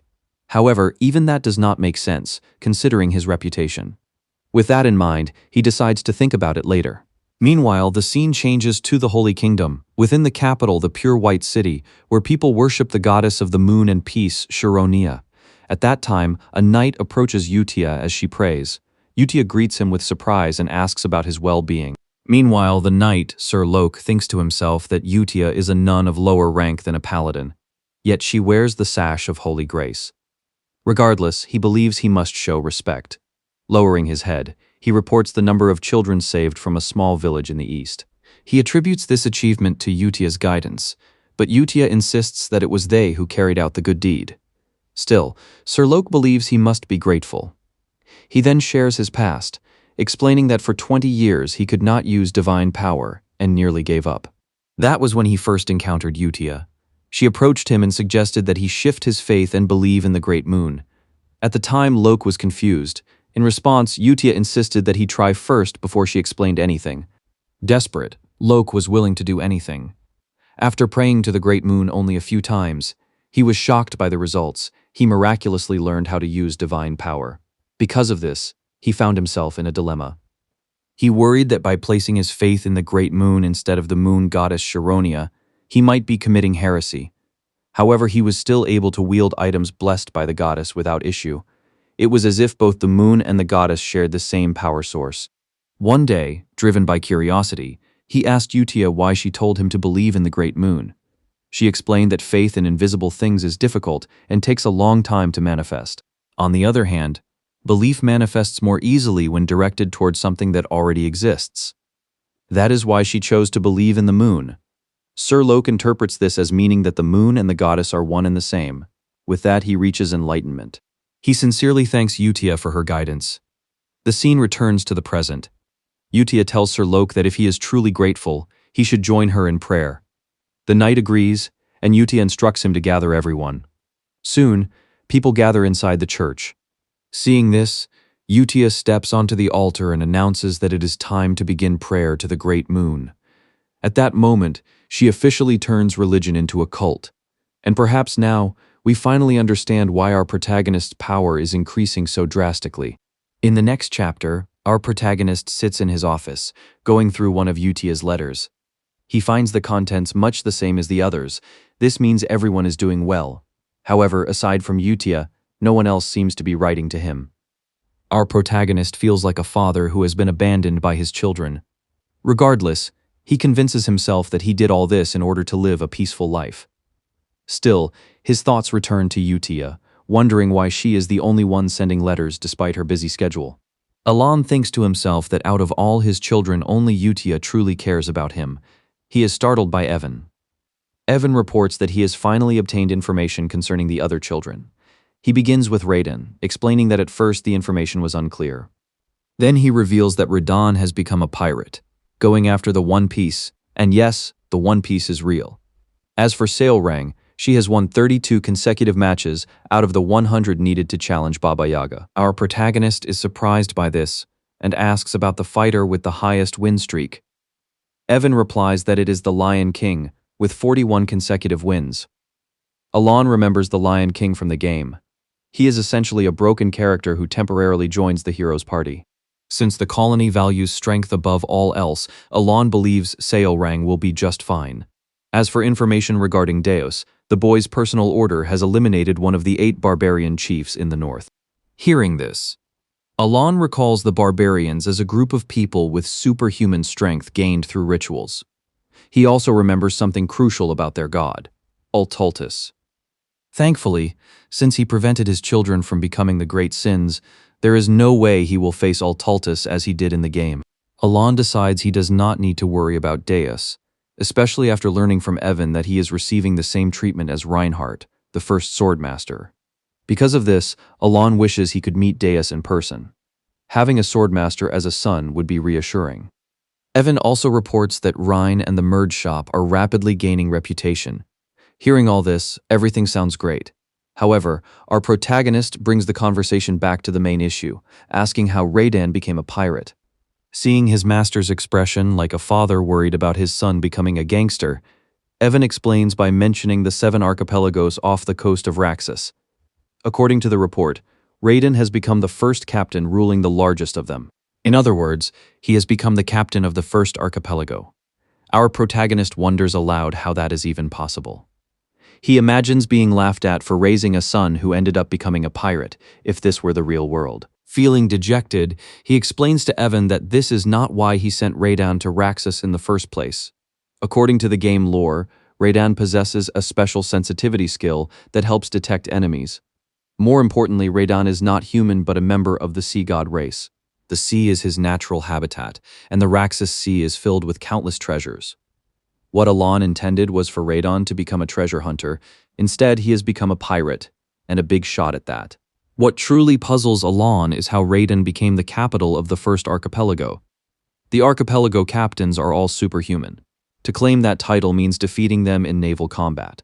The only explanation is that Raiden must have seized an artifact that made him overwhelmingly powerful. Elban knows this because treasure hunting is a side job in the game, one he personally used to obtain high-grade items. At this point, he wonders where he went wrong for his child to become a pirate. The next scene takes us to the heart of the Duchy of Korkia, the great maritime city of Raxus. 7 islands exist here, each ruled by a pirate. The largest of them all is the first archipelago. The former captain of this island was a pirate said to be protected by the gods, the great pirate king, Red Slayer Alkadi. He was defeated by Raiden, who is now the new captain of the first archipelago. Now this new captain reflects on the past. Just like Deus, he was not initially interested in our protagonist, but now he is grateful for everything he did. The scene shifts back to the day they were personally addressed by him. Raiden admits that at the time, he felt as though he was merely following Utia's direct orders. So when our protagonist instructed him to head to Raxus and become a treasure hunter, he was naturally confused and felt repulsion toward the idea. This was because his heart was focused solely on revenge. The story shifts to Raiden's background. As we already know from our protagonist, Raiden is a member of the sea god race. Unfortunately, his people were slaughtered by the same black things. When he tried to escape with his parents, they were captured. After witnessing his mother's death, Raiden was sold into slavery. This is the true reason he had no interest in what our protagonist offered him. Even so, he reluctantly agreed and traveled to Raxus, planning to only pretend to follow orders. But what he saw next completely caught him off guard. How could he ever forget those faces? The faces of pirates celebrating on a ship. A man smoking, presumably Red Slayer Alkadi, boasts that only chosen individuals can receive the Heavenly King's blessing and the protection of the gods through sacrifice. To Raiden, this was complete nonsense. That same man was the one who killed his parents. The power granted by the sea god Cliard can only be obtained through the sacrifice of sea god race members. In other words, parts of his people's bodies were offered to gain protection, with the strength of the blessing depending on the size of the sacrifice. Every single one of those pirates possesses this sacred power and divine protection, which means they slaughtered his parents and split their bodies across 7 islands. One can only imagine the hatred Raiden holds for each and every one of them. Anyway, Raiden wanted to know how our protagonist knew. He never told anyone about his background, yet our protagonist had provided him with the perfect opportunity to take revenge. After witnessing the pirates wield sacred power, Raiden realized that he was no match for them. Because of this, he shifted his attention to the gift our protagonist had left behind. Since everything had been arranged by our protagonist, Raiden felt that this gift was the foundation upon which his revenge could begin, and so his plan for revenge started. The first step was becoming a treasure hunter. Since the sea was his natural habitat, he had no trouble staying underwater for extended periods of time. However, his vision was limited. That was when our protagonist's gift came into play. Raiden explains that the gift was an artifact called Amrita's Goggles. It allowed him to spot hidden artifacts and relics underwater. The treasures he discovered beneath the sea were enough to compensate for his lack of strength and the absence of the sea god's protection. Now, Raiden thinks it was foolish of him to feel repulsion toward the task. He is even a little grateful that he was saved from slavery. Just as Utia said, our protagonist truly kept his promise. He laid out the perfect path for Raiden to achieve his revenge. With that realization, Raiden comes to an understanding. He believes our protagonist intends for him to take revenge and seize control of the entire archipelago. Like the others, Raiden believes everything is done for the sake of the Great Moon. 3 months later, it is already autumn, and the season of the biennial Asteria Grand Social Gathering has arrived. Since Elban is a count and part of the kingdom's aristocracy, skipping the event is not an option. During the journey, 2 other carriages join them. Seeing this, Evan reports to his master that the carriages of the Khalid and Edorn houses have joined the group. Elban explains that this is a strange custom meant to deter bandits. Traveling in large numbers is simply safer. By evening, they finally arrive at an inn. Our protagonist clearly did not expect nobles to be more troublesome than bandits. The nobles from both families openly mock him. One asks if he is broke since he only brought one guard, while the other assumes he inherited very little money. The mockery continues to the point where Elban silently wishes they would at least speak behind his back, as they are practically spitting their words at him. The Palacio house once dominated the vast eastern underworld and amassed enormous wealth in the process. However, our protagonist was never like the rest of his family. He was content with a lazy life and chose not to involve himself in underworld dealings. Because his family no longer controls the eastern underworld, it has become a target for bottom feeders. On top of that, the rumor that he became a count purely through luck has become widely accepted. All of this culminates in the current situation. He has become the nobles' punchline and the butt of their jokes. Even so, he did not expect these two nobles to mock him so openly and relentlessly. After a brief moment of thought, he figures it out. The Khalid and Idorn families were once subordinate associates of the Palacio house. During Palacio's reign over the underworld, they were little more than lapdogs. Now, they are using this opportunity to vent their frustration. They direct all their resentment toward him, despite him having done nothing to offend them. Moments later, the provocation continues to such an extent that even Evan is shocked they have not stopped. In response, our protagonist casually asks where Evan has been. Evan explains that he was in the kitchen preparing dinner. With that, the two of them sit down and enjoy roasted corn together. At this point, our protagonist sees the two nobles as nothing more than entertainment. He lets them continue. Eventually, both of their houses will disappear once he informs Utia. The scene shifts north, to the endless snowy lands, the homeland of the barbarians. A battle has just ended. A barbarian missing an arm and an eye clings to life. He is one of the 8 chiefs of the barbarian tribes, Kulkan. He curses and swears at the Knights of Caliber, accusing them of knowing nothing about honor. To the barbarians who worship battle, dying in combat is the greatest honor. Because of this belief, they were unprepared for a surprise attack, falling into the trap the knights set when they proposed a duel. On his last breath, Kulkan wonders what will happen to his tribe. He cannot believe that as a chief, his end would be so shameful. He cannot even bear to close his eyes in peace. At that moment, an ominous voice calls out to him. The voice demands that the chief speak its name and commands worship. Hearing this, Kulkan realizes who it is, their god, Ultultus. Fueled by hatred and rage, he gathers what little strength he has left. He calls out to Ultultus, pleading for the god to reveal himself. Pleased by this devotion, Ultultus responds, and he offers to grant the chief his sole desire. In the next scene, our protagonist continues his journey to the seasonal biennial Asteria Grand social gathering, accompanied by members of other noble families. Even after more nobles join them, the mockery from Kraeld and Idorn doesn't stop. However, our protagonist remains at peace and doesn't react. He considers the two of them trolls who don't deserve his attention. And just like that, he wins the battle without lowering himself to their level. Because of this, the two nobles begin discussing their escorts. One of them assures the other that he came fully prepared, unlike our boy, who brought only a single knight. With that out of the way, they start discussing underworld affairs. Both of them see this as a perfect opportunity to seize control and gain wealth. Since the Palacio are out of the picture, and they begin plotting to teach our protagonist a lesson, they look forward to it so eagerly that they almost lose themselves in the moment. Suddenly, the nobles let out a scream that startles the knights. Pointing in a certain direction, they shout about the sudden appearance of monsters. The knights immediately assume formation, with the captain ordering the mage to provide support using light magic. The monsters turn out to be a group of goblins. Seeing this, the captain almost lets down his guard. After all, goblins are the weakest and lowest-ranked monsters. However, they become a serious problem when they attack in hordes. At this sight, the captain's initial calm expression vanishes, replaced by panic.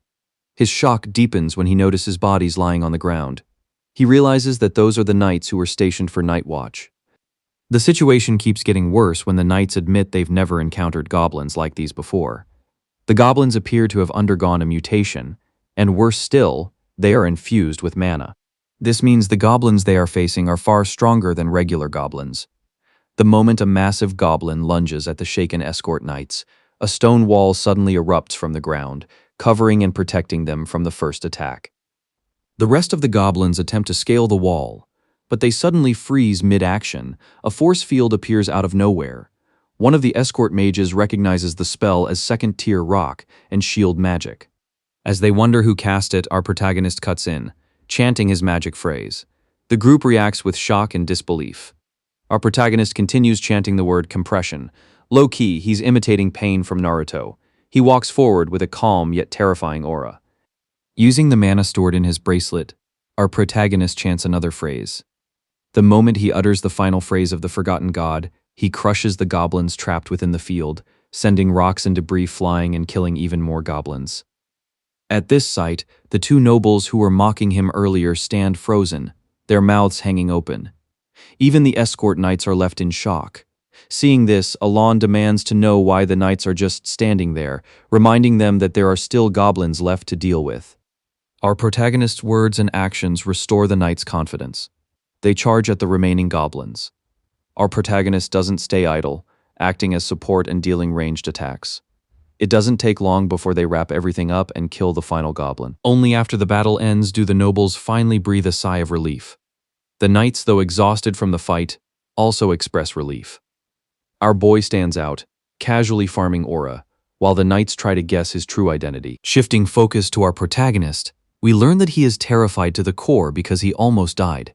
If he hadn't ordered the knights to move, he would have been killed, but the bracelet lagged during the battle. Even so, he learns that his magic limit has increased from 3 times to 4 times. Anyway, Evans approaches to check on him, and our protagonist assures him that he's fine. However, his expression tells a different story. Shifting focus again, our protagonist recognizes that the strange mutation of the goblins is caused by amethyst. This is tied to divine descent within the game, a phenomenon where outer gods attempt to descend into the world. This explains why the goblins were far stronger than normal. Our protagonist thinks to himself that this shouldn't have happened. He recalls that these are the actions of fringe outer gods, which only appear after the final bosses in order to initiate the 5 great sins. The presence of amethyst means they will descend into this world, proving that the original game plot hasn't changed. What he doesn't understand is why this is happening, considering he already stopped his kids from beginning the great sins. For now, the best course of action is to gather information. This isn't something that can be ignored. Lost in thought, our boy unintentionally stares at the fools who were mocking him earlier, causing them to turn pale with fear. After what feels like forever, they finally arrive at their destination. The social gathering is held at the Rotigre ducal house, and our protagonist is completely exhausted, not just from the journey. Especially since, as we recall from his first social gathering, our protagonist isn't someone who performs well in these kinds of events. Inside the ducal house, our protagonist comments on the place, noting how its aesthetic perfectly suits a noble gathering. Evan agrees, but adds that the Duke is most likely intentionally showing off his wealth. Just then, Duke Rotigre, the host of the social gathering, is mentioned. The man looks incredibly healthy and strong for his age. Seeing this, our protagonist immediately decides to avoid the nobles altogether. Unfortunately, he is soon approached by someone. To his surprise, it turns out to be the 2 rage-baiting clowns. They wear pleading expressions and politely ask for a moment of his time. Before our protagonist can respond, each of them begins showing off gifts from their territories. One offers premium meat, while the other presents a generous amount of gold coins. Seeing this, our boy tilts his head in confusion. The 2 nobles completely misunderstand his expression, causing them to grow frightened instead. The scene shifts back to the day after the goblin battle. At that time, the nobles were naturally scared and anxious after witnessing our protagonist's overwhelming strength. Because of this, they borrowed an escort mage from another noble family, intending to ask her a few questions. The confused mage turns out to be a 3rd circle mage, hired by the Baron purely for show. When the 2 nobles ask about our protagonist's magic, the mage looks at them in confusion, especially when they suggest that he is only a 2nd circle mage. The moment she explains that our boy is at least above the 3rd circle, both nobles are completely petrified. They instantly realize that the rumors spread about Elban becoming Count by luck are complete nonsense. They conclude that he has been intentionally hiding his strength, and that this is likely the reason he never bothered bringing an escort. Because of this realization, the nobles begin apologizing profusely, desperately pleading for our protagonist to forgive their earlier arrogance. Our protagonist is left confused as Evan joins him. Evan asks whether he should deal with the matter, but our protagonist disagrees. Even though his intention is to let things slide, he knows the two have already crossed a line. He states that he will handle it himself, but as usual, the group misunderstands his facial expression and believes they are completely cooked.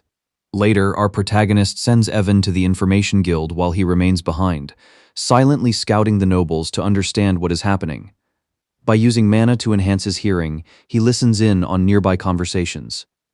He overhears the two men discussing rumors about House Utia and House Zenonia forming an alliance and even creating their own faction. Our protagonist dismisses this information as irrelevant. From the game, he knows that the two villain families never get along, so he believes the alliance will not last. Still, he can't help but comment on how delicious the pastries are. However, the two nobles continue their discussion, revealing that neither Zenonia nor Utia is the head of this newly formed faction. The moment House Palacio is mentioned as the leader, our protagonist freezes in shock. At first, he wonders if he misheard, but once he confirms it, he is left in disbelief and confusion. He doesn't understand what is happening. After all, he has only met Lady Utia once, and they barely spoke. As for the red-haired, he has only met her twice and has never met her father face to face. The more he thinks about it, the more his head begins to throb. Just then, his thoughts are interrupted when someone approaches him from behind. The noble formally introduces himself as Carmine, the third son of Duke Camelon from the kingdom of Ashudalon. Our protagonist immediately realizes that the man is a noble from another kingdom, but still responds politely. Suddenly, Carmine comments that the rumor of our protagonist becoming a count is nothing more than pure luck. Our protagonist is slightly stunned, wondering if he possesses some strange skill that attracts troublesome nobles like Carmine. Before Carmine can continue, another noble steps in and questions what he thinks he is doing. He further asks whether Carmine is mocking the kingdom of Asteria. Carmine immediately begins sweating and stuttering. In truth, he believed it was acceptable to bully our protagonist. You see, Carmine came from his kingdom to propose marriage to the youngest daughter of House Rotigra. He was originally confident and believed she would never reject him. However, the girl was not interested in him at all. When he tried to flatter her, she only grew irritated and left, telling him they should both rethink the marriage. Poor guy never stood a chance. Furious and frustrated, Carmine looks for a way to vent his anger. That's when his eyes land on our protagonist.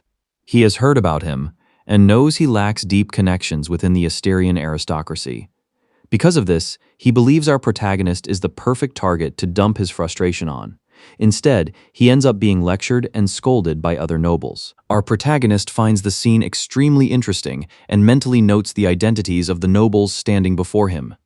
The blonde noble is Duke Rotegra, the leading figure of the noble faction. Beside him stands Marquis Mardanio, an important figure within the royalist faction.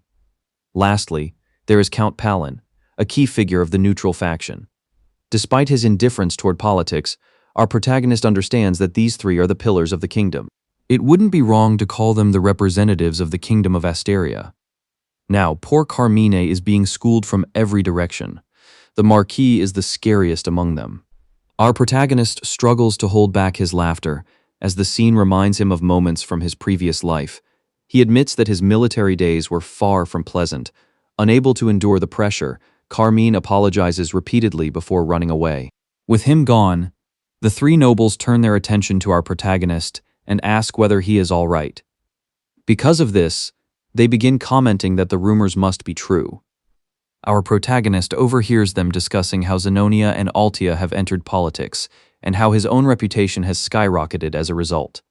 This makes him uneasy, and he considers clarifying that everything is merely a misunderstanding. Just then, Marquis Mardanio and Duke Rotegre realize they haven't had the chance to properly converse with him.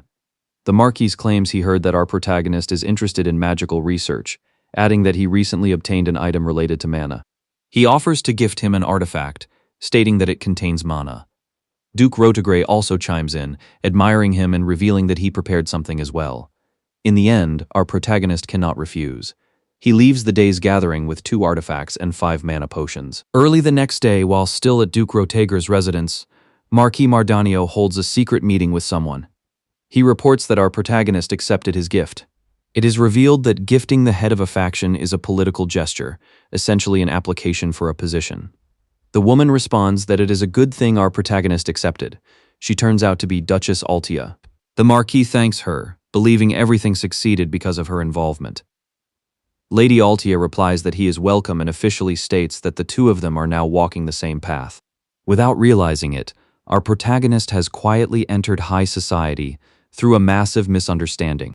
They soon begin discussing other nobles, and Marquis Mardanio informs her that they readily accepted. He thinks to himself that Lady Atlia rarely makes a move, yet she personally showed up and even gave him a few words. He further suspects this is some kind of strategy. After selecting the necessary cards, they are made to go through a rite of passage with a sincere bribe. Since the rumors are spreading like wildfire, it would be foolish for him not to seize this opportunity. Understanding the Marquis's thoughts, Lady Atlia suggests moving on to the earnest part of the conversation. The social gathering lasts for 4 days. During this time, our protagonist unexpectedly keeps receiving gifts from different nobles. He suspects this incident is tied to the rumors, yet he shows a sinister smile, fully planning to freeload off these nobles. But the very next second, he is startled. It turns out to be Evan, who reveals that he is back from the Information Guild. Later, in our protagonist's private room, he learns from Evan that an outer god has descended in the north. Evan confirms this, saying that based on ancient texts, they are speculating that the amethyst is related to the outer gods. He continues his report, stating that the person our protagonist requested to be found is located in the northern region of Ashtalan. Hearing this, our boy says they will stop there first before heading to Caliban, the City of Knights. Evan wonders why, suddenly asking if his master wishes to head north. In response, our protagonist tells Evan that he will explain on the way, but for now, they must begin heading to the northern part of Ashtalan. Once Evan begins preparations, our protagonist can't believe this is really happening. In the game, there were other beings, most like the 5 greatest sins, called the Outer Gods. An Outer God's descent cannot be identified so easily. This is why he desperately needs to gather information and make preparations. He can't help but worry, knowing what is about to happen after going through scenarios in the game. First comes the destruction of the allied kingdoms, followed by constant wars for power. By that time, his own life would be over in an instant. Once the Outer God fully descends into this world, it enters a stabilization period. Since it cannot fully use its power during that time, it becomes the perfect opportunity to act. Our protagonist admits he doesn't know if this will work, but he is currently lacking options. Hence, he writes a letter and wonders what the person he is about to meet will be like. A week later, in Caliban, Deus receives a letter, which turns out to be from our protagonist. The instant he recognizes the handwriting and understands its contents, he calls his vice commander and orders him to inform everyone that the next northern expedition is being pushed back by 2 weeks. During that time, our protagonist visits a village located in the northern part of the kingdom of Ashtalan. He never imagines that he will come face to face with this person in real life. The kid who greets him cheerfully turns out to be the main protagonist of the game. Our protagonist has completed the game's scenarios using Elban roguelike with different genders. Because of this, he wonders if the main protagonist is a boy.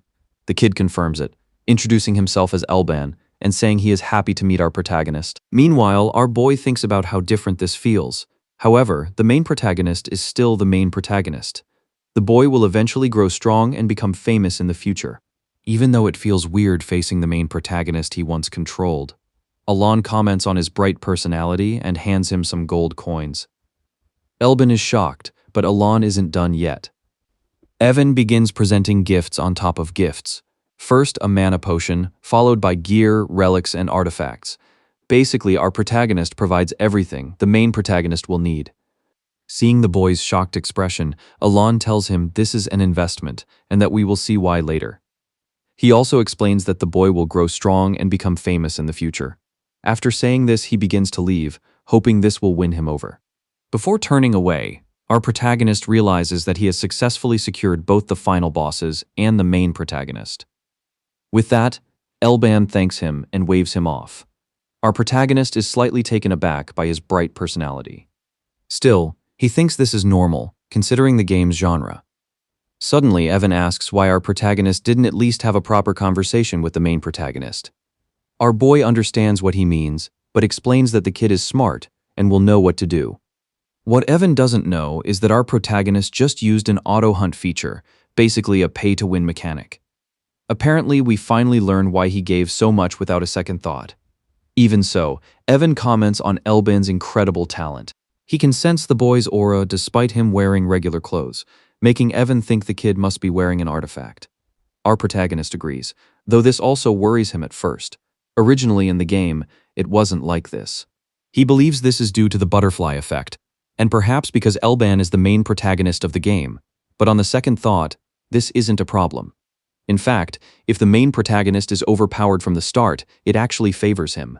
But just then, he remembers something. Turning to Evan, he asks about his kid, Deus. Our boy is worried that not visiting them at the orphanage might turn out to be a mistake. However, Evan assures his master that everything is probably fine, leaving him completely shocked. The very next scene takes us to the capital. Kirtham. Our protagonist arrives through the northern gate. Inside the carriage, Evan begins complaining about how exhausting the journey has been. Our protagonist is just as tired, and Evan adds that the reason is because they had to stop by the labyrinth. Our protagonist responds that it couldn't be helped. The reason he is visiting various places is because he needs to prepare for the outer gods. On top of that, he also has to prepare some gifts for his son. Evan then informs him that it will be their turn soon. He steps out to check whether the inspection of their identities has been completed. Everything should have gone smoothly without any problems. But moments later, Evan returns, reporting that there is an issue. He adds that the inspection team suddenly instructed their carriage to be singled out. He further reveals that while their identities have been verified, there is currently a problem. Right on cue, a knight appears and asks whether our protagonist is Count Palacio, confident yet smug. He introduces himself as Veron, the fourth sword and the direct disciple of Fiola, the master knight. The name doesn't ring any bells, so naturally, our protagonist asks if there is a problem. In response, Veron says he has come to collect a debt he owes to a friend from Ashutalan, leaving our boy puzzled. But moments later, he finally realizes who Veron is referring to. Apparently, Carmine is that friend. Veron explains that our protagonist got on Carmine's bad side. It turns out Carmine intentionally reported the social gathering incident, conveniently leaving out the part where he was the one who started it. He then instructed Veron to teach our protagonist a lesson, saying that crippling him would be fine. He also reminded Veron that he needs his help, more specifically, an abyssal entity, to raise his swordsmanship. Back in the present, Veron maintains his smug expression, saying that since he once received help from Carmine, it's only natural that he repays the favor. With that, our protagonist and Evan are surrounded by knights. Our protagonist can only silently curse Carmine's cowardly behavior. However, our boy's expression only fuels Veron's smugness. He becomes more demanding, offering our protagonist a way out if he surrenders all the items he brought to the capital. Veron's thoughts are revealed. He believes he can't lose anything because he has done his research and knows our protagonist lacks the influence and power to retaliate. Meanwhile, our boy grows increasingly furious. The moment he gathers mana in his palm, Veron grins widely and seizes the opportunity to attack. But in the very next second, Veron is grabbed by the back of his neck and lifted off the ground. Damn, he really picked the worst day to mess with our protagonist. Our protagonist is momentarily stunned.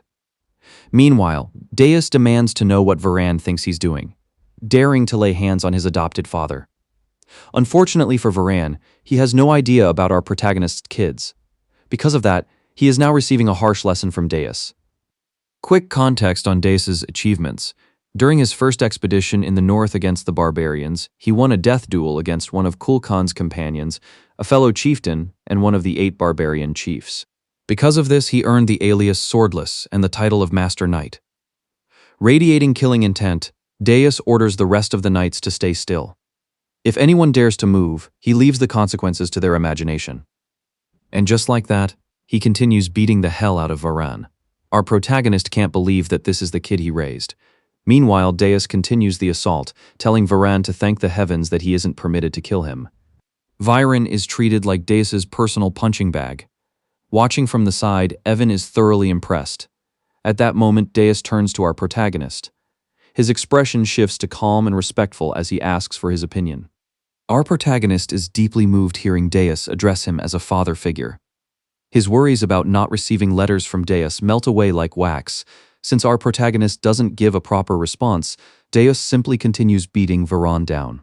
Our protagonist can't imagine how he raised Deus to become such a calm yet handsome young man. Evan quickly reminds his master that his adopted son might actually kill someone if he doesn't say something.